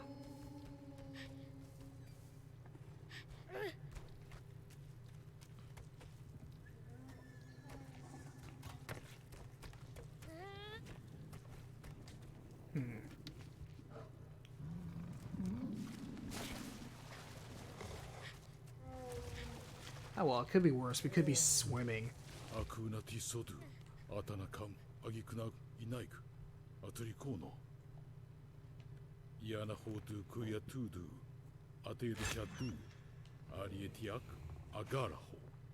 gonna lie, Trico takes some hits.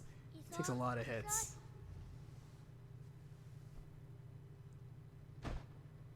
I just not noticed there's etchings on his little horn.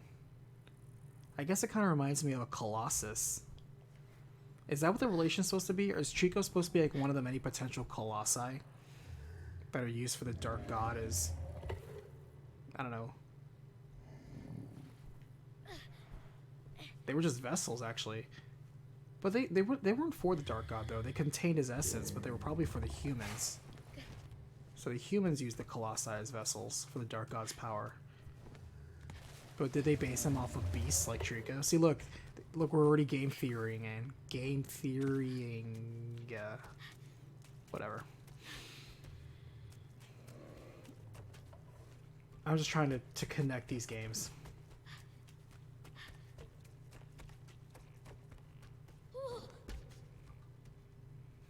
See, the difference between me just speculating and actually producing a game theory is that game theories actually kind of take themselves seriously on just the scant, faintest of coincidences as evidence.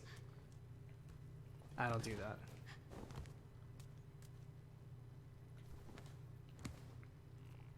If I was, I'd be like, don't you think it's weird how Neku left the very end of the World Ends With You final remix? Maybe this explains how he ended up in Traverse Town in Kingdom Hearts Dream Drop Distance. But that's just a theory. It's like, oh, I hate this shit. It's such garbage. Why is this stuff popular? No offense to anybody who likes game theory. No offense to Matt Pat. But man, I just can't get behind your content. I respectfully, just... I don't even know if I'm respectful. It's just not for me. How do I get this barrel up?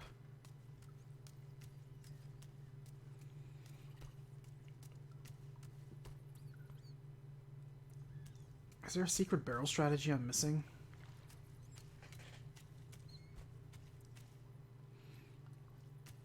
Is The Last Guardian a sequel to Shadow of the Colossus, or is it before Shadow of the Colossus? When does it take place? I know they've officially said where it takes place.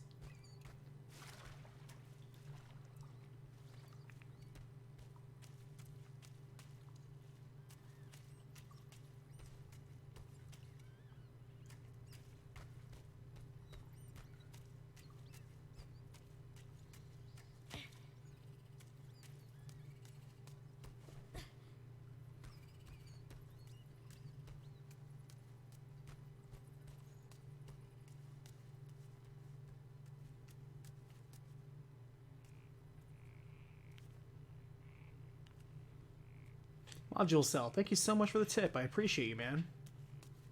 Very kind of you. And slapping a sticker on there, too.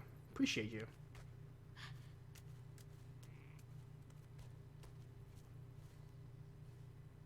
When I see that Hippo turn his cap backwards, I'm just reminded of Ash Ketchum. Or like when he turned his cap backwards, you knew things were going down. You knew it was time to get serious.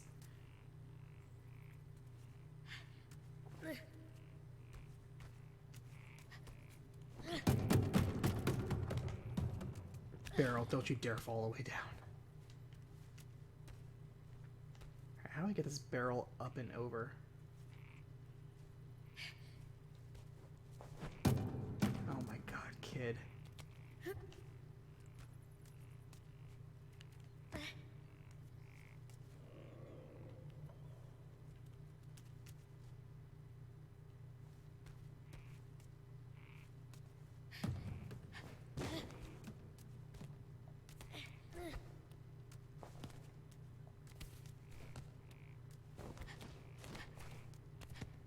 Okay, kid. I just want you to pick up a barrel. I just want you to pick up a barrel. I'm pressing the pick up barrel button. Kid, pick up the barrel.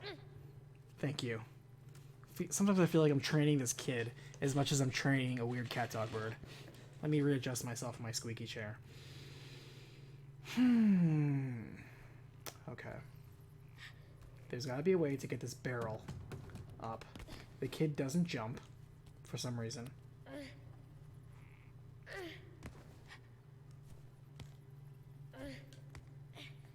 What is he doing? I don't know if this barrel's worth it, man.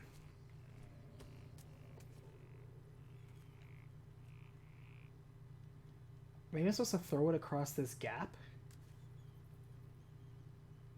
And then bring it up around the edge? I think that's what we're supposed to do.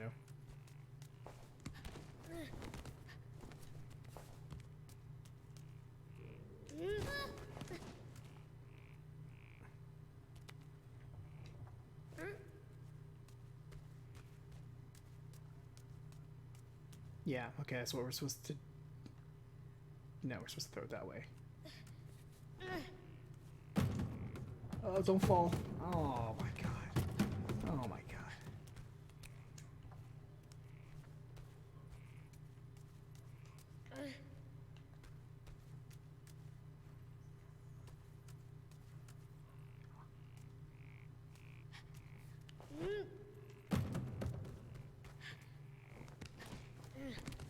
He just doesn't jump when I want him to jump. I'm like, jump this gap. No, I'm just gonna drop to the floor here real fast.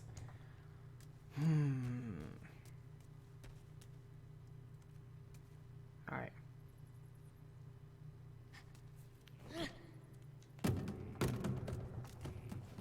Don't jump, don't. Fuck. Okay.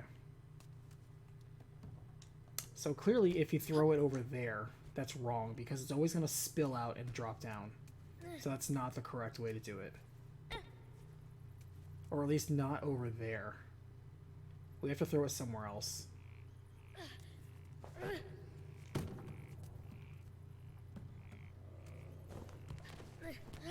I wonder if we can clear the gap.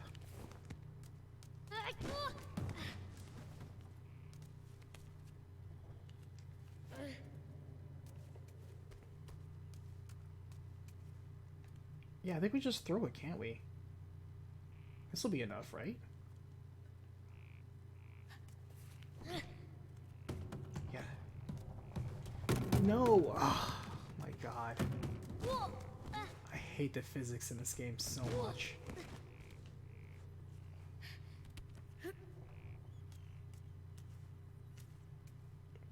I want to solve this. This may not be essential. But damn it, I want to get this barrel out of this pit.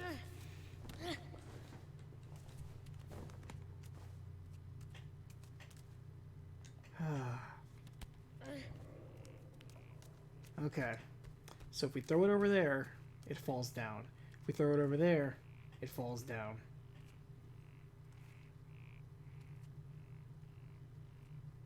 Where can we throw it that this doesn't fall down?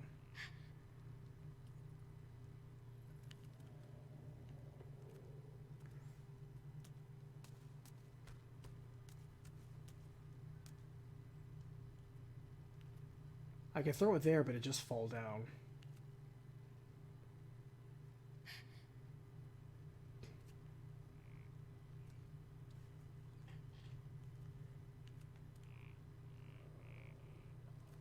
Looks like you're playing Human Fall Flat. It feels like that, man. Or this kid is just a rubber boy. And he just flops around. It's like, it's borderline, what do you call that? Like that kind of physics where they just flop around. Ragdoll. This kid feels like a ragdoll.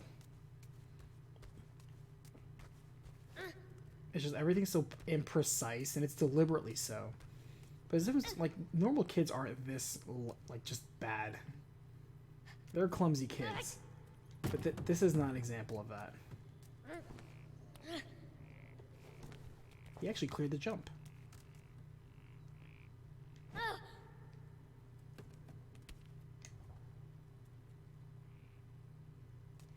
Alright, let's at least try throwing it over there and seeing what happens.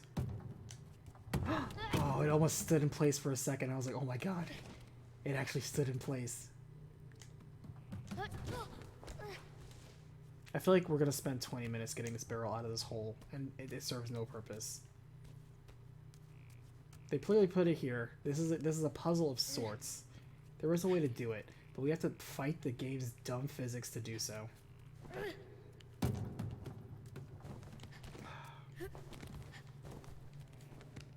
This kid also doesn't have a run button, by the way. You just move.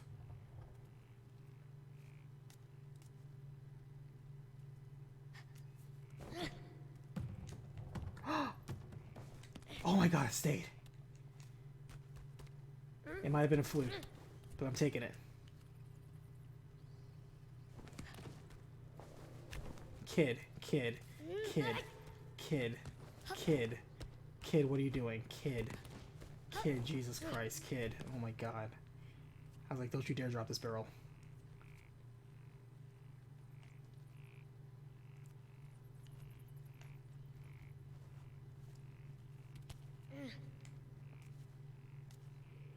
Okay. Okay. Okay.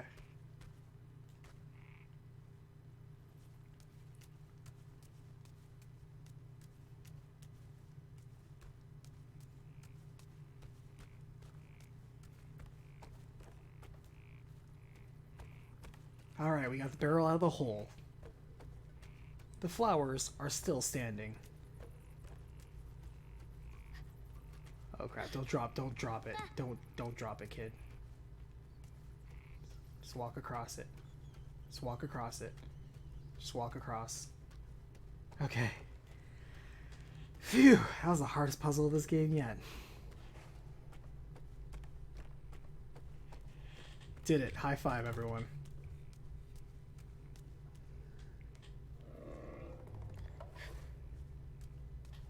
Yami, I have a question. Do patrons decide or vote on videos? Yes, they do. What I call the tentpole recap of the month, which is usually the big one that most people kind of tune into, more or less. Like The World Ends With You, for example, or Killer 7. The main one that I advertise in the first comment of kind of a tentpole one is one that comes by because one time a month, I'll set up a post where any patron, and patrons, anybody from $1 up, can just submit based on set criteria, because there's some games I just can't do a recap for. And they submit it. And then I add the top 4 or 5 most popular picks, and that if there's a tie, I pick it. Actually, we had to do that, didn't we? Because it just said earlier Trico was hungry. So we had to get that barrel anyway, it wasn't a waste. That was gameplay.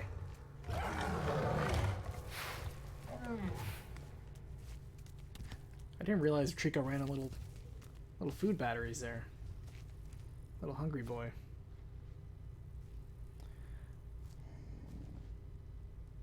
Alright.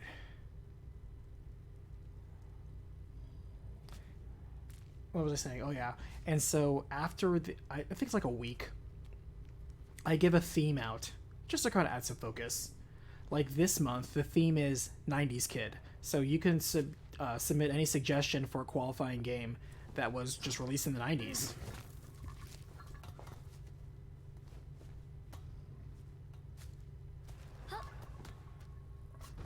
And we'll see where that goes. And then around in the next week, they'll vote for it, and whatever it is, that'll be the tentpole release for next month.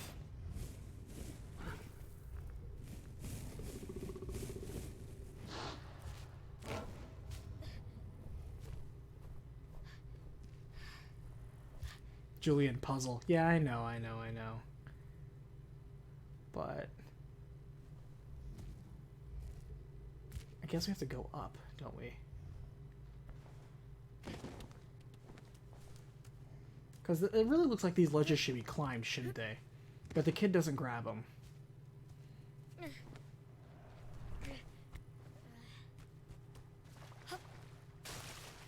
This game is full of ledges that look like they could be climbed, but they just aren't. It's not like this kid's very good at anything. Camera, you are killing me.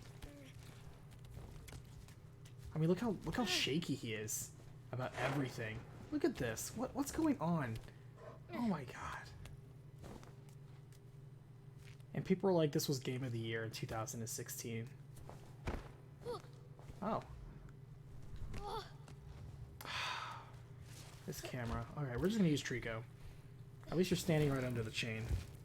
Actually, can you just stand up real fast? Honestly.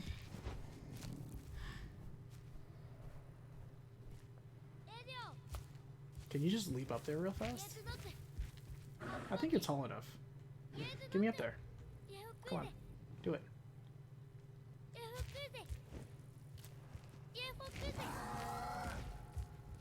Come on, do it. Ugh. Alright. The chain was right there, kid.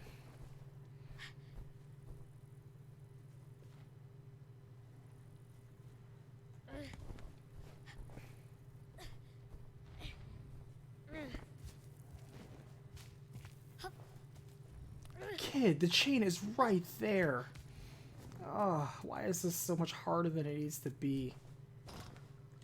Oh my god. Why are the physics in this game so bad? Like, the concept is cool, but they just went out of their way to give it bad controls. They went out of their way. Like, you know better. You did. This was made 2016. You know better. You deliberately made them floppy and weird. Why did you do that?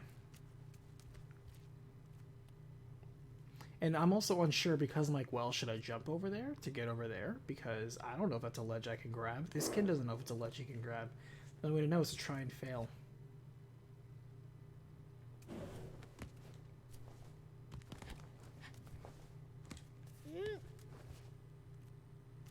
Okay, so I'm up here. What am I looking at?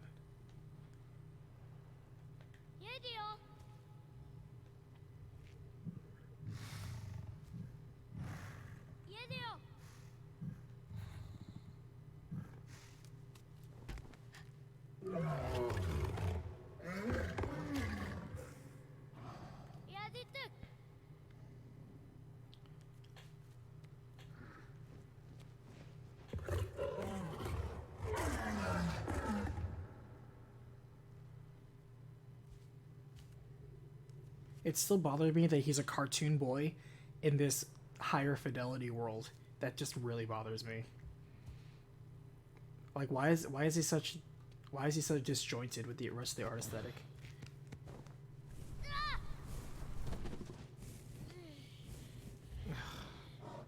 I tried. It's like I can't see where else to go, so we're just gonna jump and see what happens.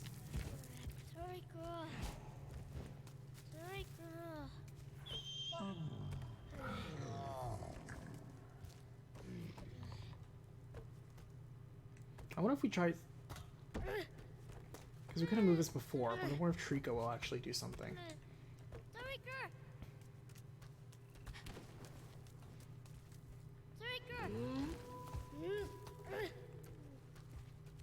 I think so. Alright, other than getting that barrel out, what else do we have to work with here? Maybe I'm just missing something.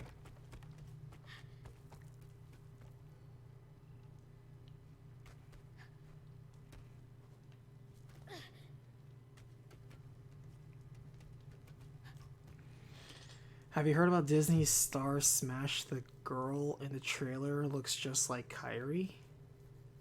Star Smash? I've never heard of Star Smash.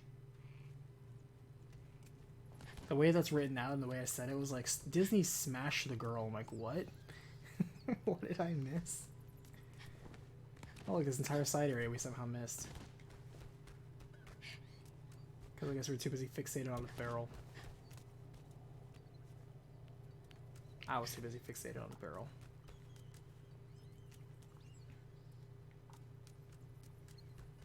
Oh, this is just where the barrel was, though. There's nothing else here. So we were here.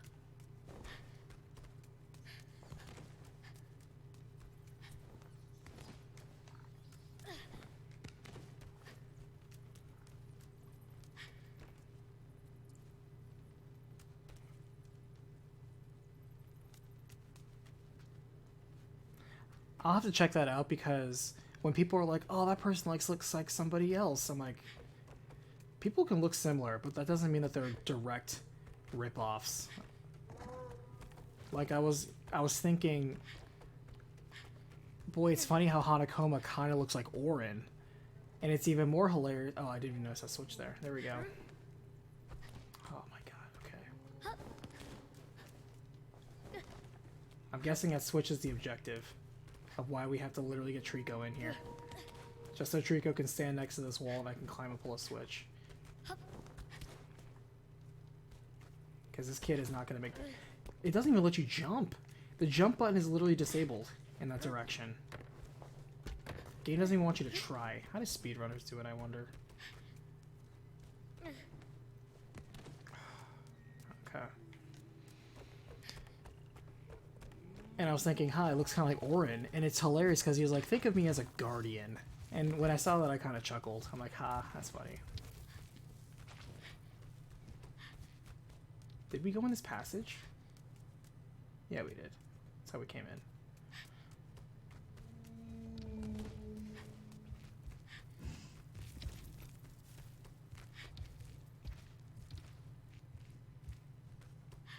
Pokemon Go, by the way, Alessandro, is still very, very popular. They are one of the smart mobile companies that had a gimmick that you think would be dead because of everything going on. And somehow they managed to adapt, and people can now just play without leaving, which kind of undermines the entire process, granted.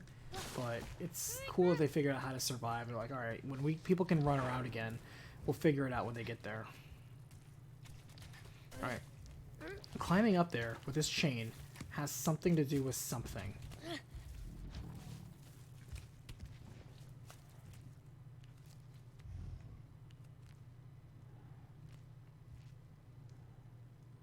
Can I get Trico to stand somewhere?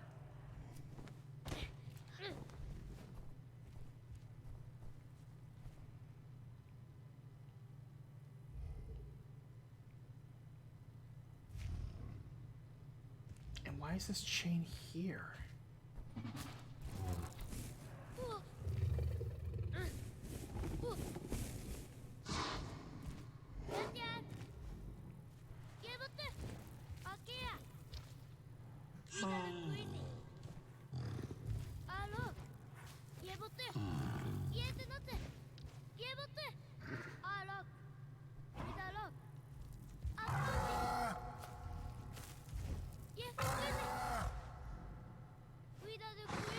This is the game. This is constantly the game. Just jump on Trico, mash the shout at Trico button until Trico does the thing you kind of want.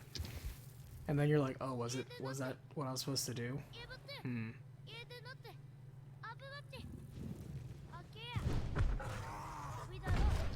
Alright, so he jumped. That didn't do anything. I don't want him to jump, though. I want you to stand up against the wall. Oh my god. Game.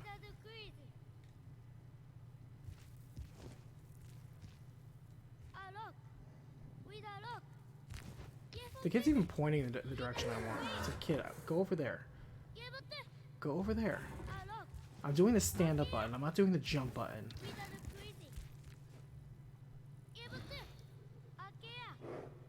How is this fun?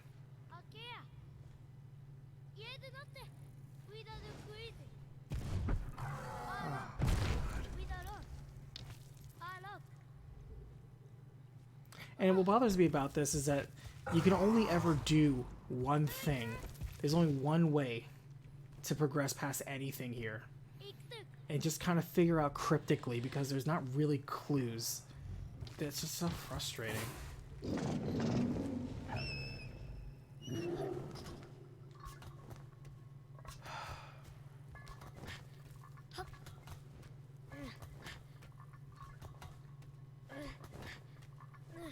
Man, I don't know why this game was so hyped. Because, like, you climb up here, so what? You can't jump there. You can't go there. Can I ledge grab onto those things? I wonder. Probably not.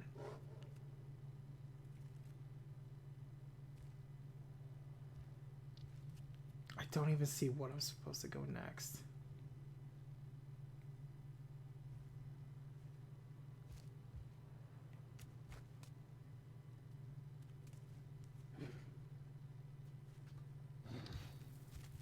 Like, what is the point of this chain? It doesn't reach anywhere. I hate...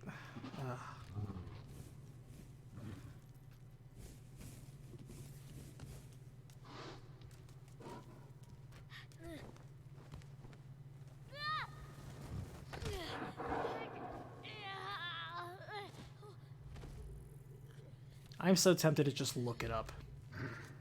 Because I'm not understanding this room. I fed Trico.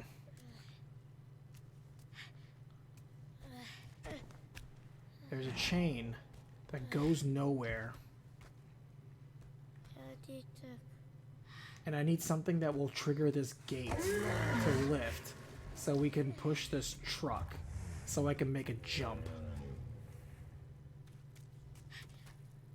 And I'm not seeing any sort of mechanisms.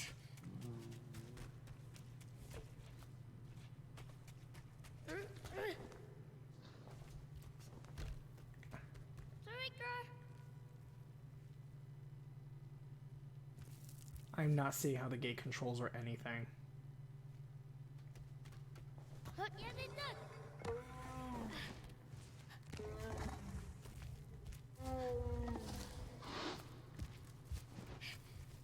I'm getting to the point where I'm like, alright, I'm just gonna look this up because we're wasting like 30 minutes in this room alone, and I'm like, I'm not getting anywhere. If it's something stupidly obvious, I'll take it. But if it's something like, oh, well, you need to just go over here. Call Trico to this area, and then he'll magically do a thing. That would be pretty damn mad.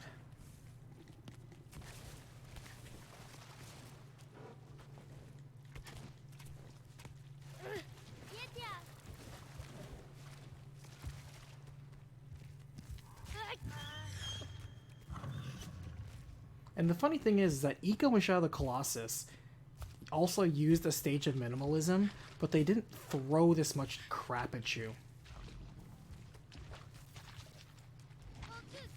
Where you had to just observe the environment, and there were only a couple of things that were pretty plainly, especially with like the use of your sword and stuff like that, in terms of how you were supposed to interact with the environment and solve the colossi. But over here, you have to not only figure out the environment, you have to figure out what the hell your AI, who's your sole interaction with most of the environment, is also trying to do. And it's just an expressionless dog-cat bird. That sometimes it'll look or bark at the thing you're supposed to do. God, I'm getting frustrated.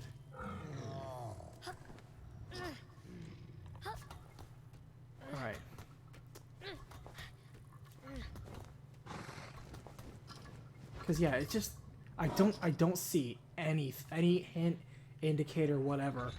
Cause this kid can't jump, he can't pull anything, he can't command anything. All he can do is sometimes yell at the dog that sometimes does something. You can't swing the chain, if any of you are wondering that.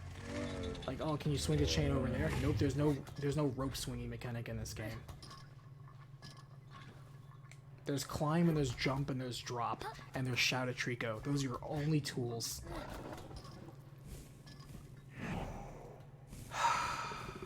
Yeah, I'm gonna effing look this up. This is ridiculous. I'm mad.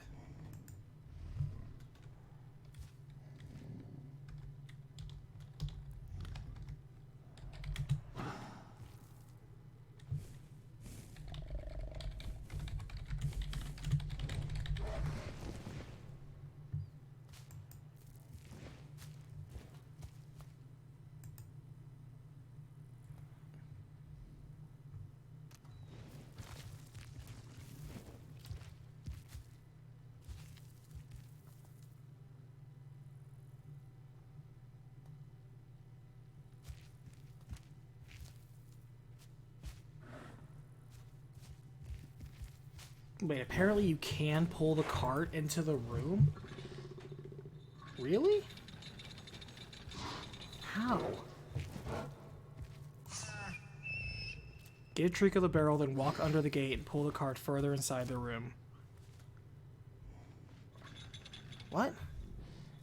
So you telling me I could have pulled this? I tried pulling this cart, it didn't move.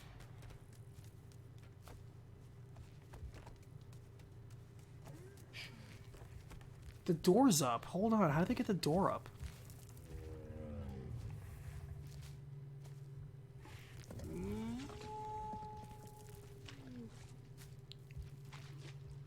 This is unhelpful. Even their way, it's like, go get the glowing barrel. It's a little tough, but you can get it out of the hole. Wow, great walkthrough. Amazing. Pull the cart further inside. Okay. Oh, I didn't pull it long enough. Are you effing kidding me? I am mad. I'm legit mad. Fuck.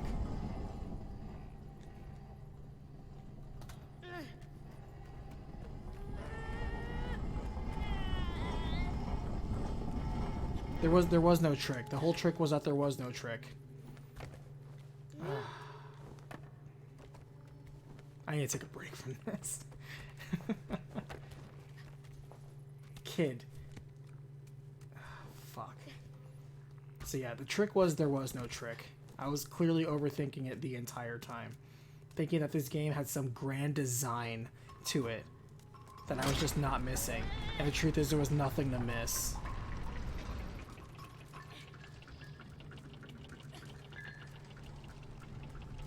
God fucking damn it.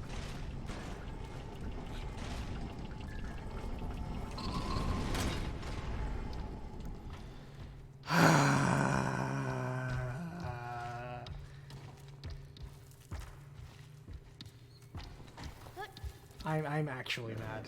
I'm actually mad. Alright, we're gonna take a very quick, brief break, because I need to cool off, drink some water, and just get away for a second. I need to take a deep breath. I do not want to just throw into a giant rant about how pissed off that I am about that.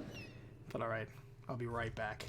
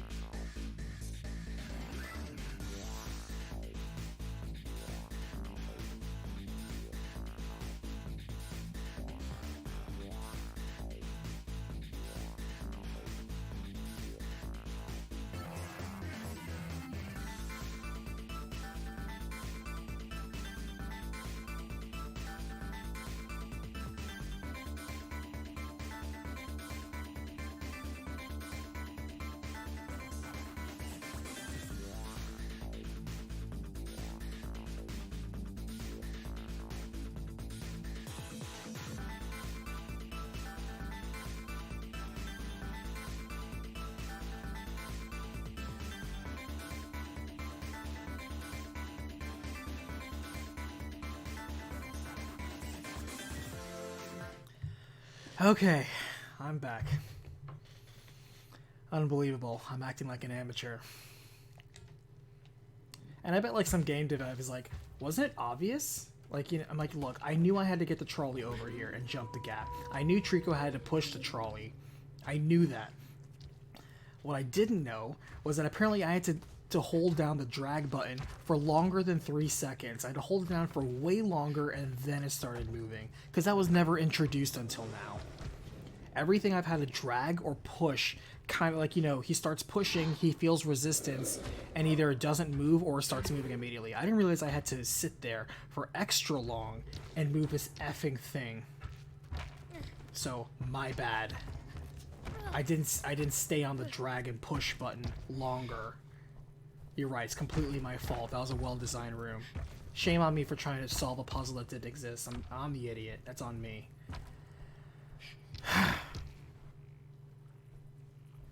Anyway, we got Trico in the room. I actually don't know what we're supposed to do after this point.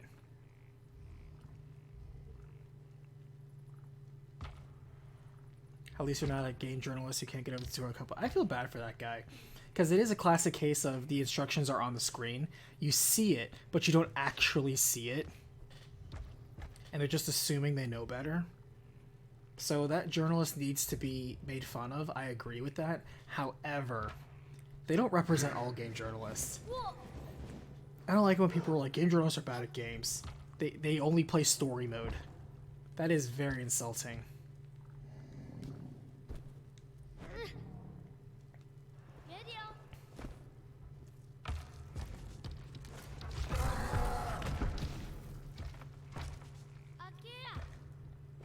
No, I want to jump there. Oh my god. Shit.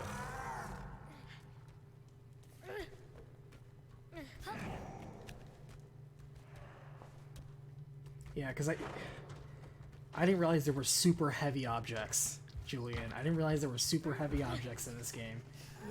And they move different from the other heavy objects in this game. Shame on me for not realizing there was an element in this game that didn't exist until this point. I'm the idiot, you know?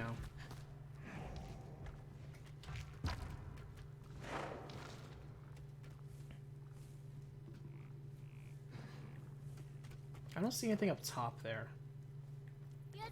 So maybe we both have to go through here now.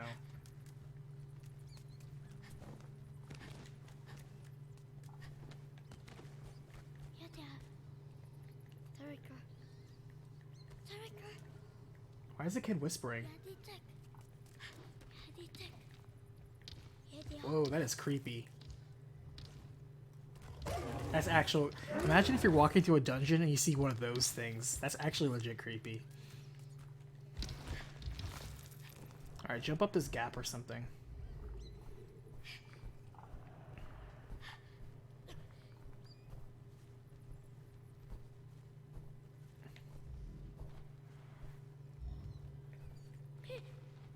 I don't know why the kid's whispering though.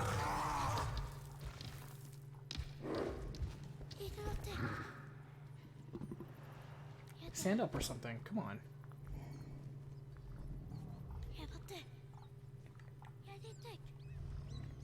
Trico, move forward and stand up, please. Trico, move forward and stand up. Trico, move forward and stand up. Come over here. Come over here. Maybe his flashlight eyes are supposed to illuminate something I couldn't see before.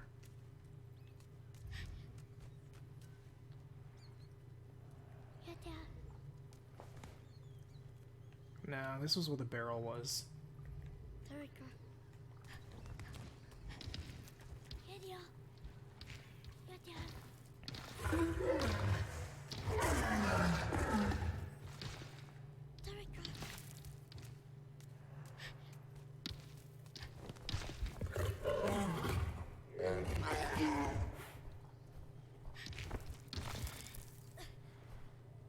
I want you to know this game studio was bought by Epic Games.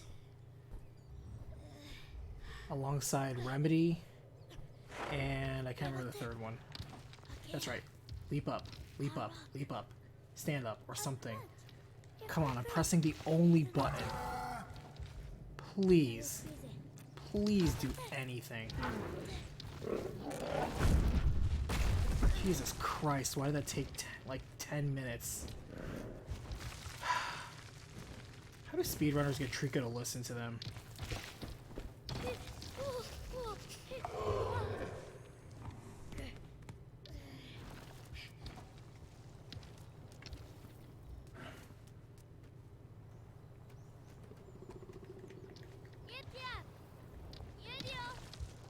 Are you gonna push this down? Push it down.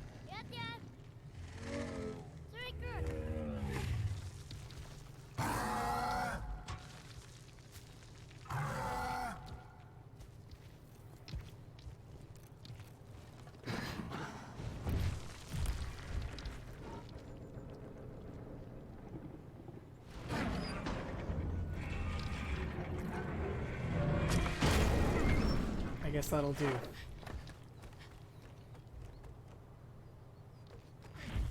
Okay.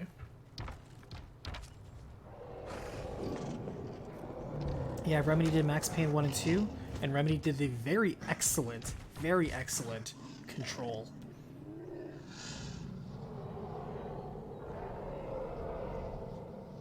Control, by the way, the Ultimate Edition is the free game of the month for anyone on PlayStation right now.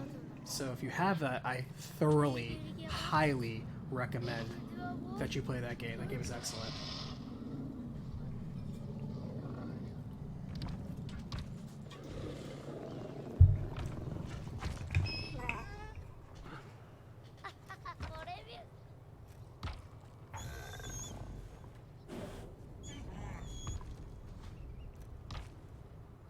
Okay, do I climb this? I guess I climb the chain now.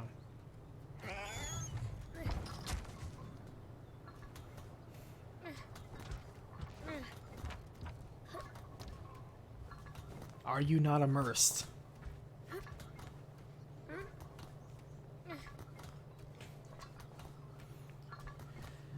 Okay, can't go up there because the spiky chains are bad.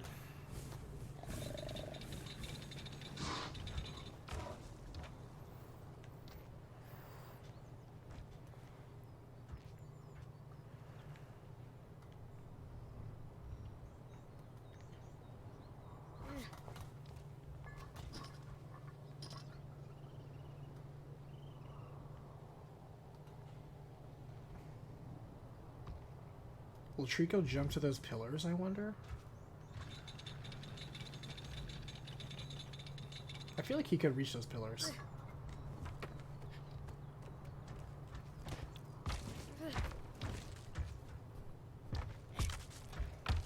The last Guardian speedrun is 3 hours, 15 minutes. I wonder how much of it is just getting Trico to just listen.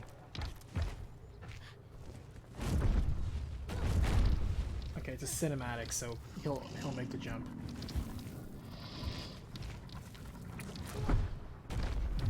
Have I played Alan Wake? Absolutely.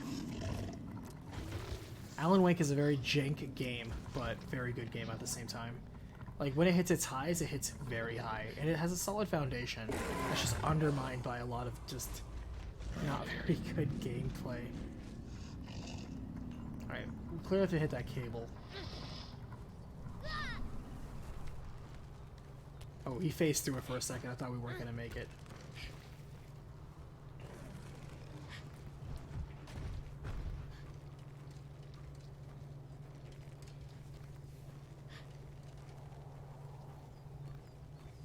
Control... I didn't play on the PlayStation 4, but I get the feeling that it's going to run better on a PS4 Pro or PS5 because it chugs. When you see how everything breaks apart, it's so well done, it can be very resource intensive. I don't think a regular Xbox One or PS4 will do very well with Control. I think it's going to chug. But I could be wrong. Either way, download it as part of your collection if you have a membership. It's absolutely worth it. And if you have Xbox Live Game Pass, you, I think, already had Control at some point.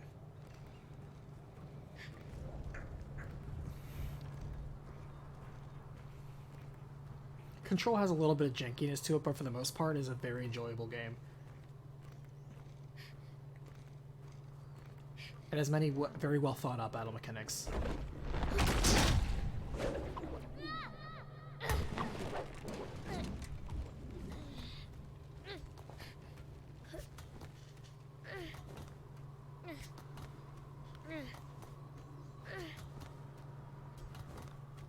I know it's rope, but at the same time it almost looks like coiled steel. And I'm like, how do they get coiled steel?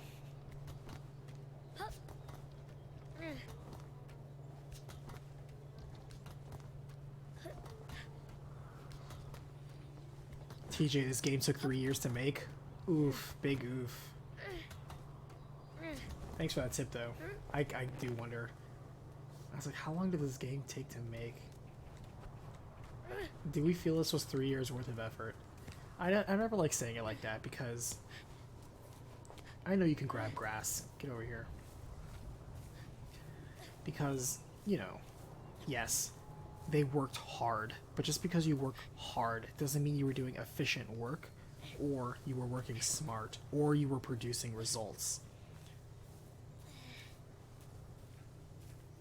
Any worker can work hard, but that doesn't mean you're actually getting results or doing a good job. Yeah, working hard has nothing to do with doing a good job.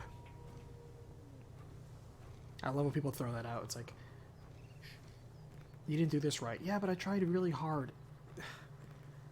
So what? Good thing this is a world that exists to give points to, you know, just for trying.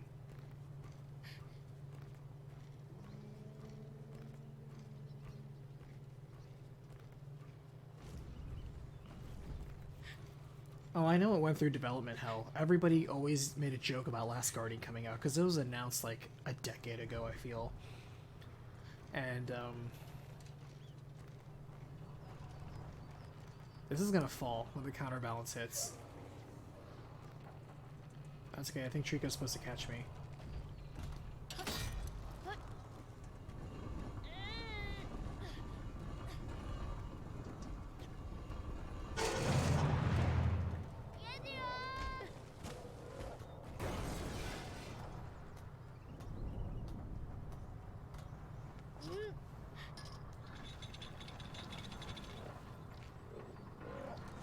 Like times like this where it's very visible that you can only go in one way, there's not really room for debate.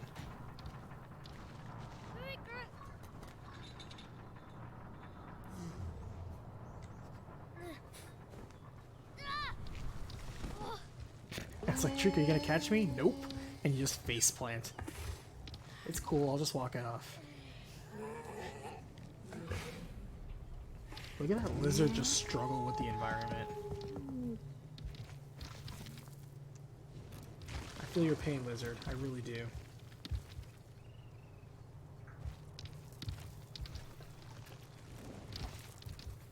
It's just struggling. It doesn't understand how to get past this rock. There you go. Okay, we're up here together.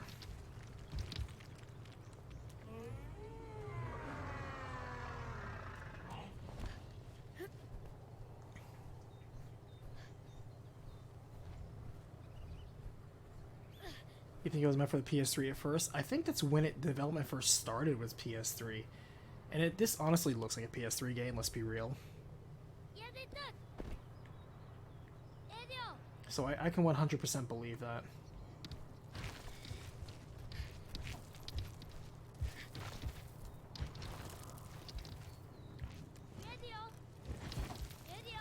You can jump up there. I believe it. There you go.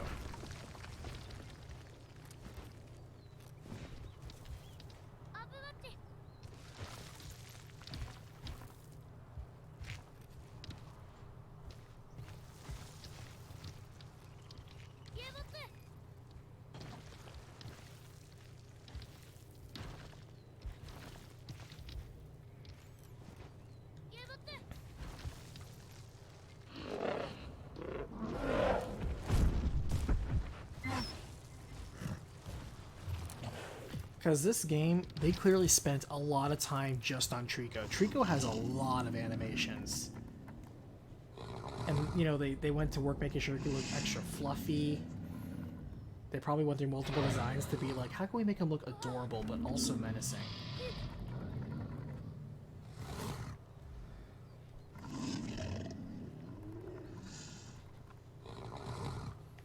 I get the feeling Trico was like designed by committee.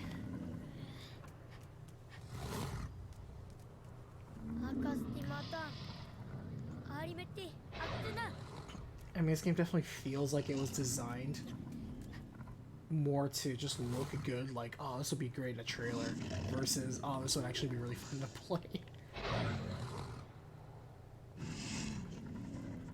Because I think it's a good idea, I just think it's, the implementation is just so rough. Alright.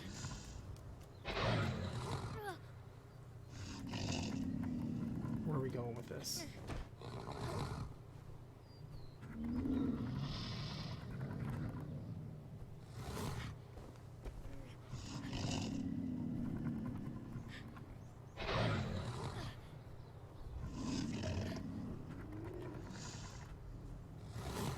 Like, I don't think there's anything up there I can climb.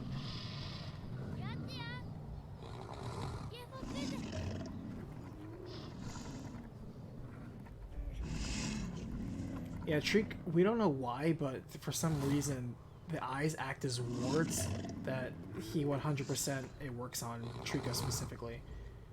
Apparently it doesn't work on the other one that was just chilling out here earlier, but whatever. Alright, where's the one element I can go to climb? Clearly I have to climb up there and smash it, but where are we going with this?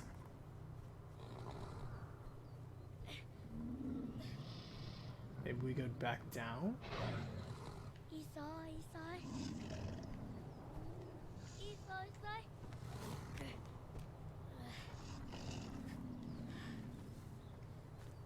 Yeah, this grass might lead to a way.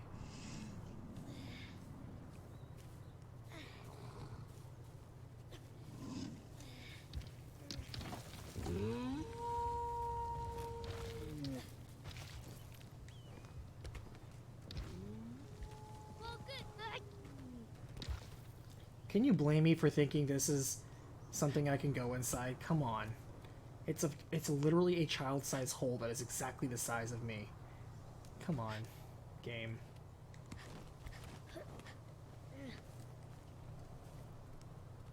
Wait, am I crazy? Am I just not entering this hole properly?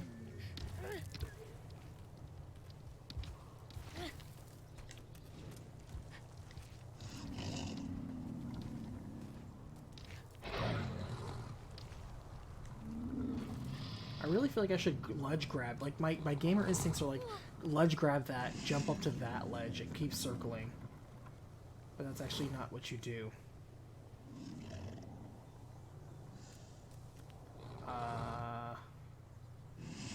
If I jump, I know I'm gonna miss that. Also, we were just there.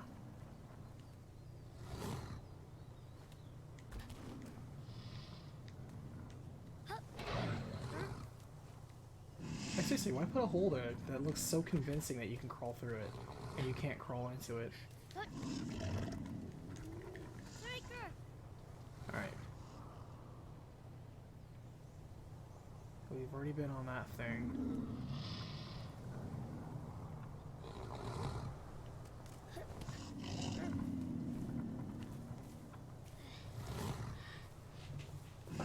This world needs to stop filling itself with stuff that looks like you can climb it. Can I climb you? No, stop this. I want to try jumping onto that. And, kid, what are you trying to climb? I want to jump over to this thing, see if I can grab it. And the game will not let you. You want to jump up? No, I'm literally pointing to the right. I am in no way pointing up. Oh, you want to jump up, right? No! Jesus Christ, game. This effing game. Why are the controls so bad? Oh my god, this game.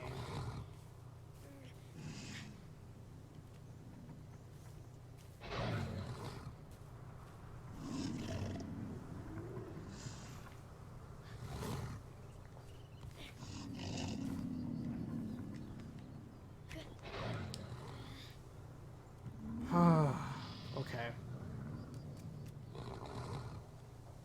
I'm gonna try jumping. No, no, no, no, no, because that's just going downward. We need to go upward. We need to find something that goes upward. This clearly did not help us. For some odd reason, even though they claim, oh, we like minimal design, we only put stuff that's meant to be the solution or the way forward. And you put this whole thing here. Maybe it's if you drop down. That's the whole point of this, is if you accidentally slipped and fell. It gives you a way back up. Alright, so let's not overthink it. Perhaps it's very, very obvious and we're just not seeing it.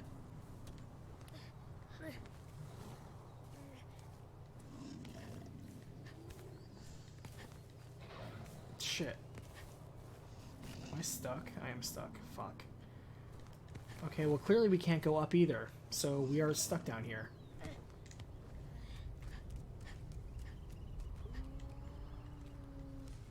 Oh, he shimmies there.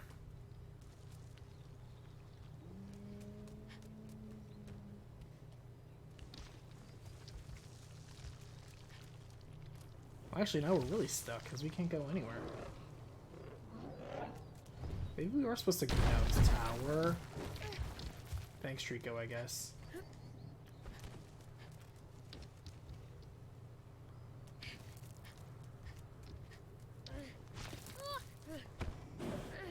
Alright, go back up.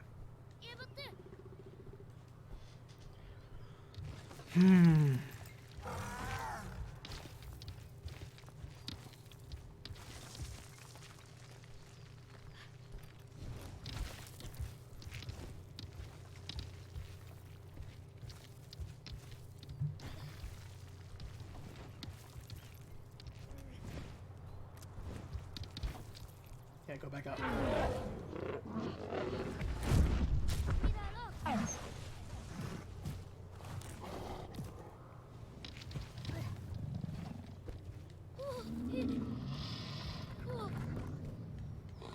Actually, you can probably shimmy up there, can't you? I'm trying to drop down. Shimmy up there. You can shimmy, right? Oh, now he'll shimmy. Oh my god, this game. I'm not impressed.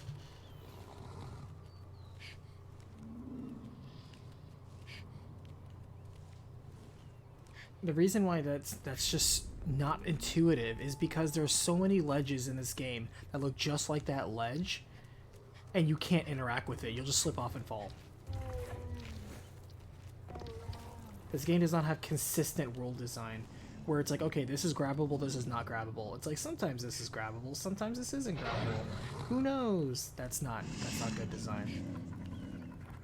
Don't make your interactable shit look the exact same as all your non-interactable shit.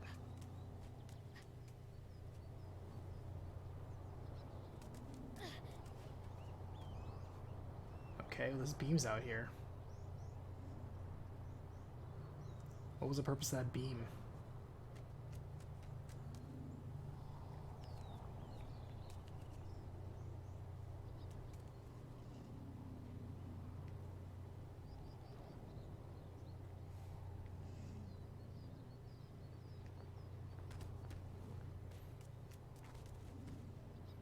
And it's kind of funny, you know? There are a lot of games these days that you can climb a lot of things. And not to the extreme of like Breath of the Wild where you can climb pretty much almost anything. But, you know.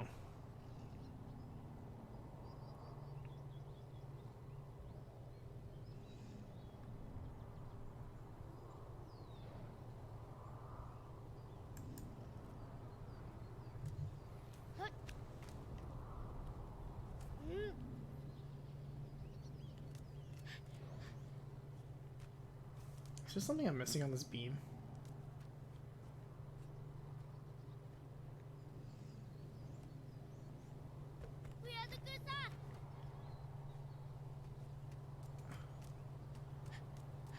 Oh, I walked right past it. This is the beam.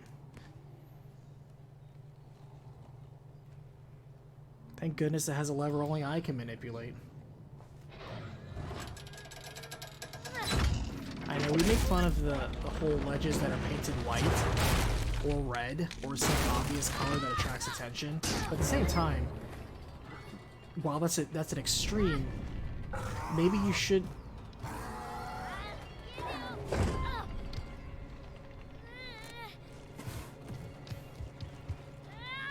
I get the feeling this is cinematic because I can't actually control anything.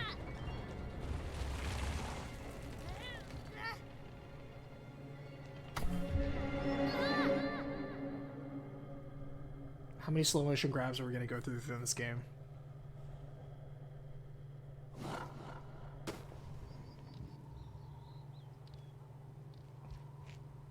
Does Trico have teeth? Or does he have something like a beak? They've already done this save before, though. They're doing it again.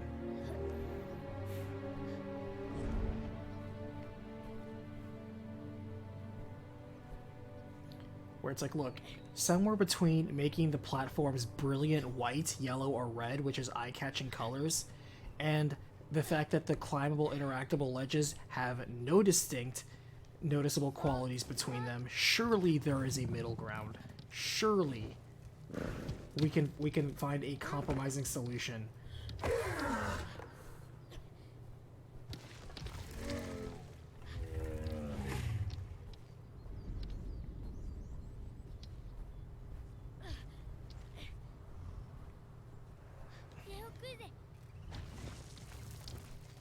Keep on jumping. You should be good now.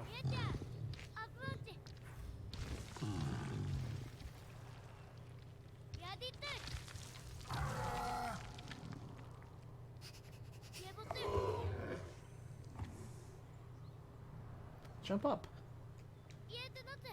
There's nothing stopping you. Jump up.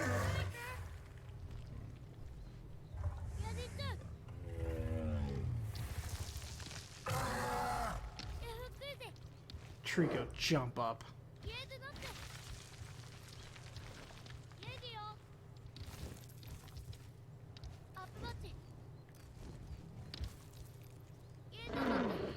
Trico, jump up. Thank you. Finally.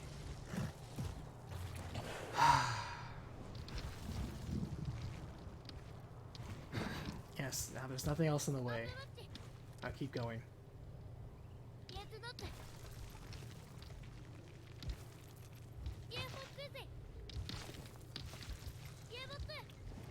And all you can do is mash the call Trico button until he does the thing.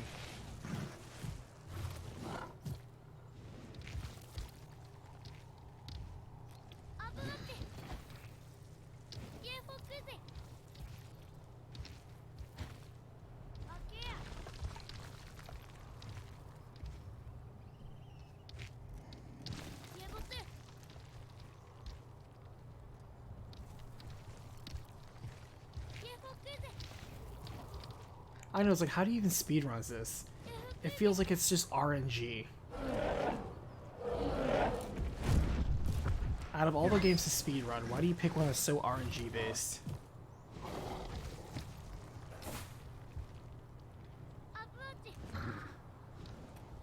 Like, at least with Shadow of the Colossus or Ego, like, there's strategy and ways to use the system otherwise.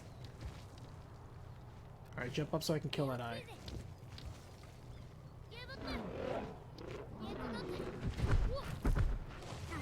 Like, it feels like climbing this just takes forever. It's so funny that I was so excited to play this early on. Like, oh man, I always wanted to play this. It's always been on my backlog. And now I'm like, oh, I missed nothing.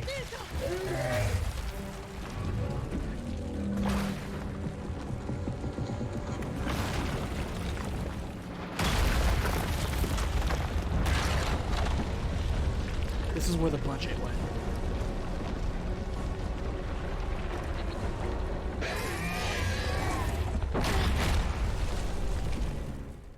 You know why I died? Because I wasn't actually on Trico. That was a cinematic moment that I couldn't have done anything in. You seriously thought I could move on to Trico during all that? Come on now. That would require gameplay. You better not punish me for that. It's like, why'd you get off Trico? Oh my god, really? Game? You gonna be like that? Okay.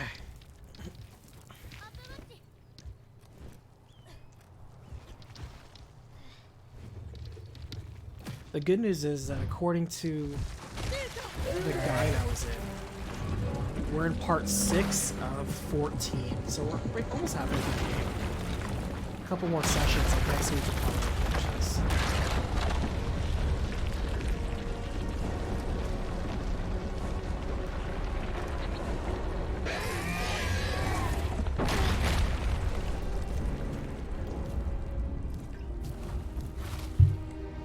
Maybe there are a few certain positions and frames of animation where Trico is guaranteed to obey.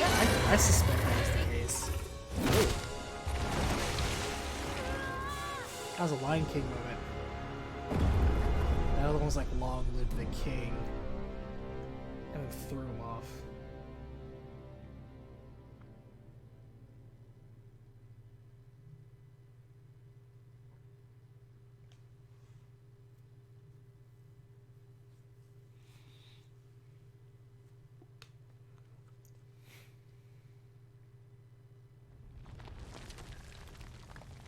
I wonder how many thousands of resets they had to do just to get Trico to do the thing.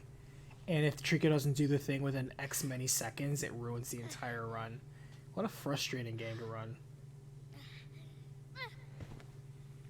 Where you don't really have all that much control.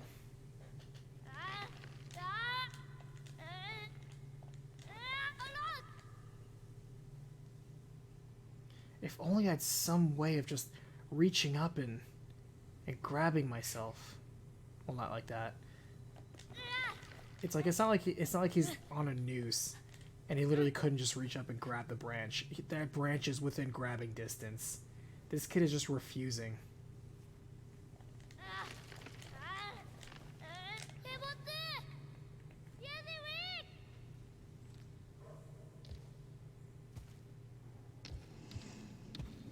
Trico just keeps getting more and more wounded.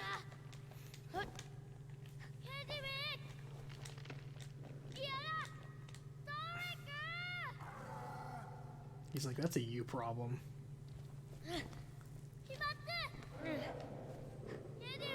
Oh wait, we were in this room before. This is the one with the torch that we lit.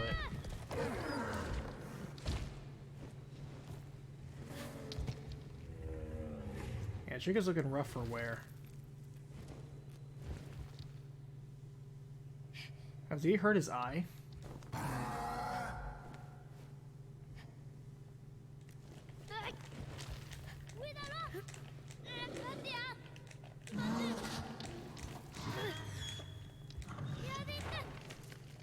I'm just pressing every button. That's all I can do.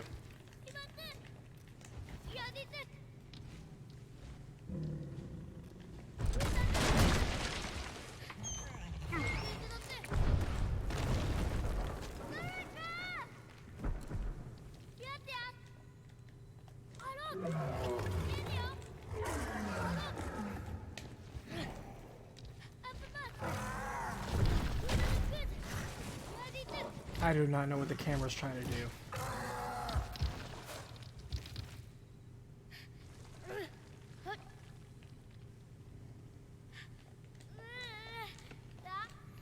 Chuck, if you weren't so exhausted, I'd be playing along. I'm exhausted playing this game. This is exhausting my patience. Because you're not in control for a lot of it.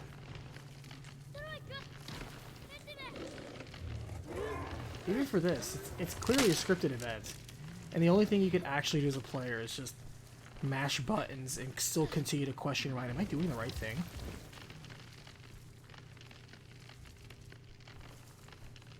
What is that tree branch doing?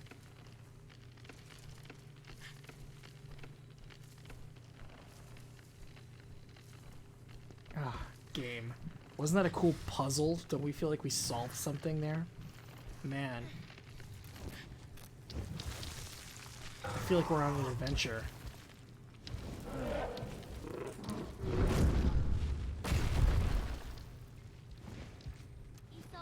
That's worth a pat, though.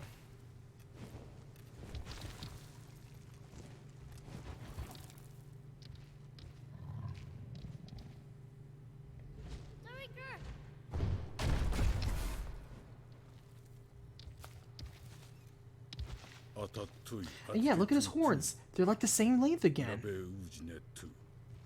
Is this the same Trico? It's so weird. I mean, it has to be with all the wounds. But look at the horns. The horns changed their shape again. Because previously, the one on the left was way shorter, like it was broken. But now the horn's longer. I'm not imagining that. It is a different length. I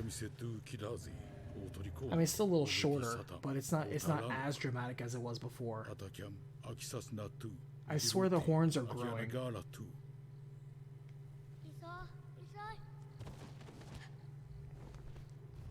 Chuck, thank you so much for joining the membership on YouTube. I appreciate you. My heartfelt thanks. Please look forward to the deep cut of The World Ends With You coming out soon. I'm aiming for tomorrow. We'll see. I have things I like in that game, and there are a lot of things in that game I do not like. So if you want, sometimes the recaps, when I do a deep dive of them called Deep Cut, sometimes you get gushing, glowing praise. Sometimes you get a rant. You're going to get a little bit of both tomorrow, or whenever it comes out. But thank you so much. High five.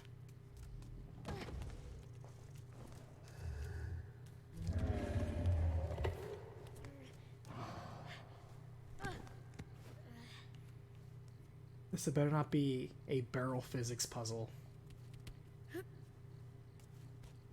This is a barrel physics puzzle. Deep breaths. And failure at any point is going to cause it to go rolling all the way back to the beginning. Do I have the patience for figuring this out right now? We're gonna see.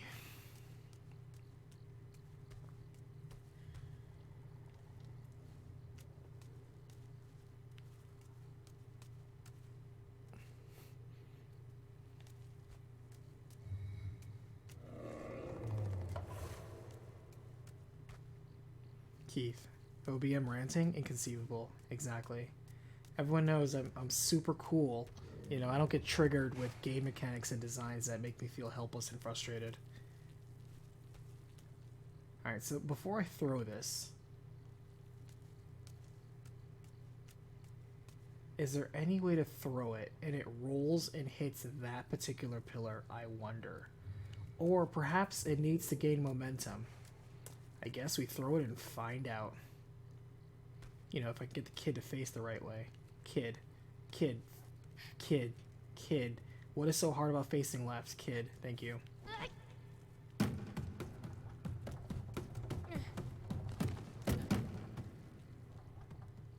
Well, that's just conceivably worse. I feel like I can rush over and pick it up, though, before it falls too far. It doesn't roll that far.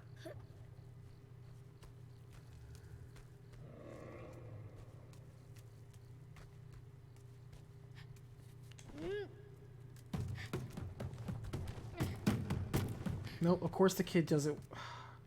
I feel like you have to press the jump button super early. You can't just walk or move and then jump.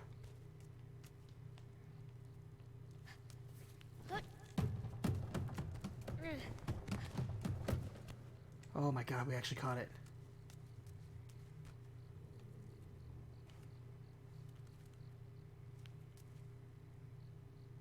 Here's the thing. When we get there and this messes up, like we don't catch it, it's going to roll all the way back down here. What is my favorite Fire Emblem game? That would be Fire Emblem Awakening.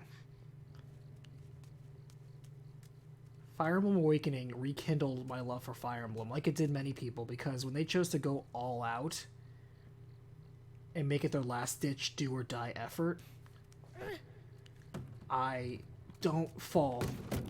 Oh, why does this kid suck so much? I loved playing Fire Emblem Awakening a lot. I played and replayed that game so many times. It was such a pleasure.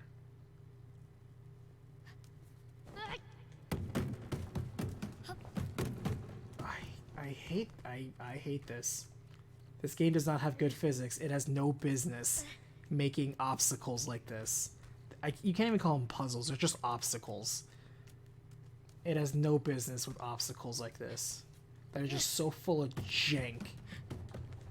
Stop it. Stop it. Why do you have to be so bad? Please stop. Please stop.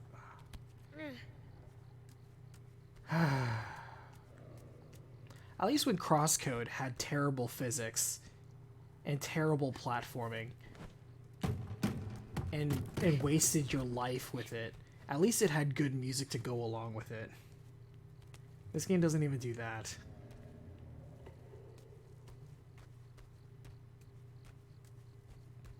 This game has no business trying to do physics obstacles.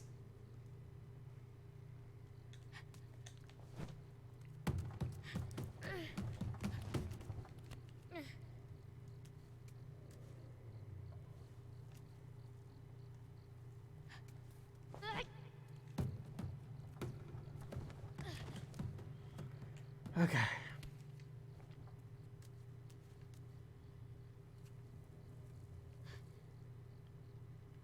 How do I... Okay, before I do this, drop here. Can I even ledge grab this? Yes, I can. Okay, good.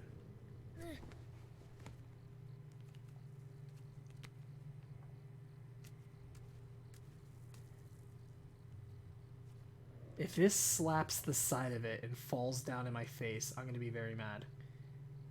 I just have questions.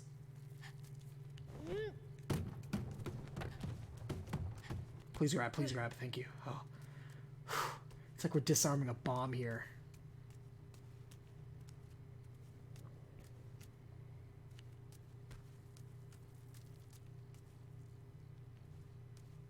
Do I throw it here and then throw it there? Cause I don't think you can clear the gap.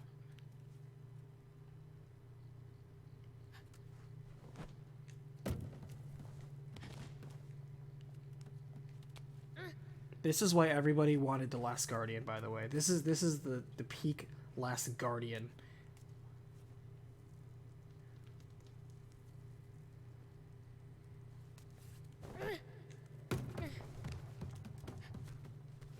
Kid, what are you doing? Shit, I'm stuck. Okay. Ah, this game.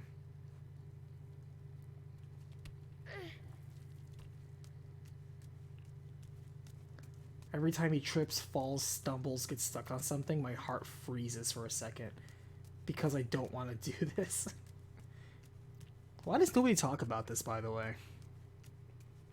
Path of Radiance, by the way, is very good. Path of Radiance has my favorite unit in the entire series, Nethany. I love Nethany. She's my favorite unit. Not even a contest.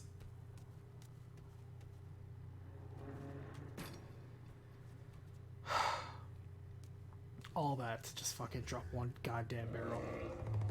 Here's your healing water. Or you can just not catch it. Jesus Christ, this fucking game. Eat it.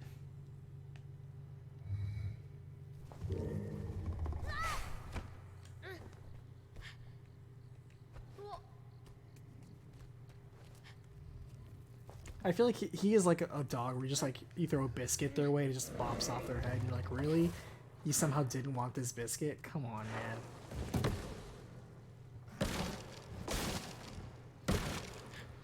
Watch that be life energy of like human beings. We're feeding them like Soylent Green. Watch that be what that is. It's Soylent Green. We're feeding him souls. Oh, now he's primed for power. Alright, well this is a good stopping point because I am just tired.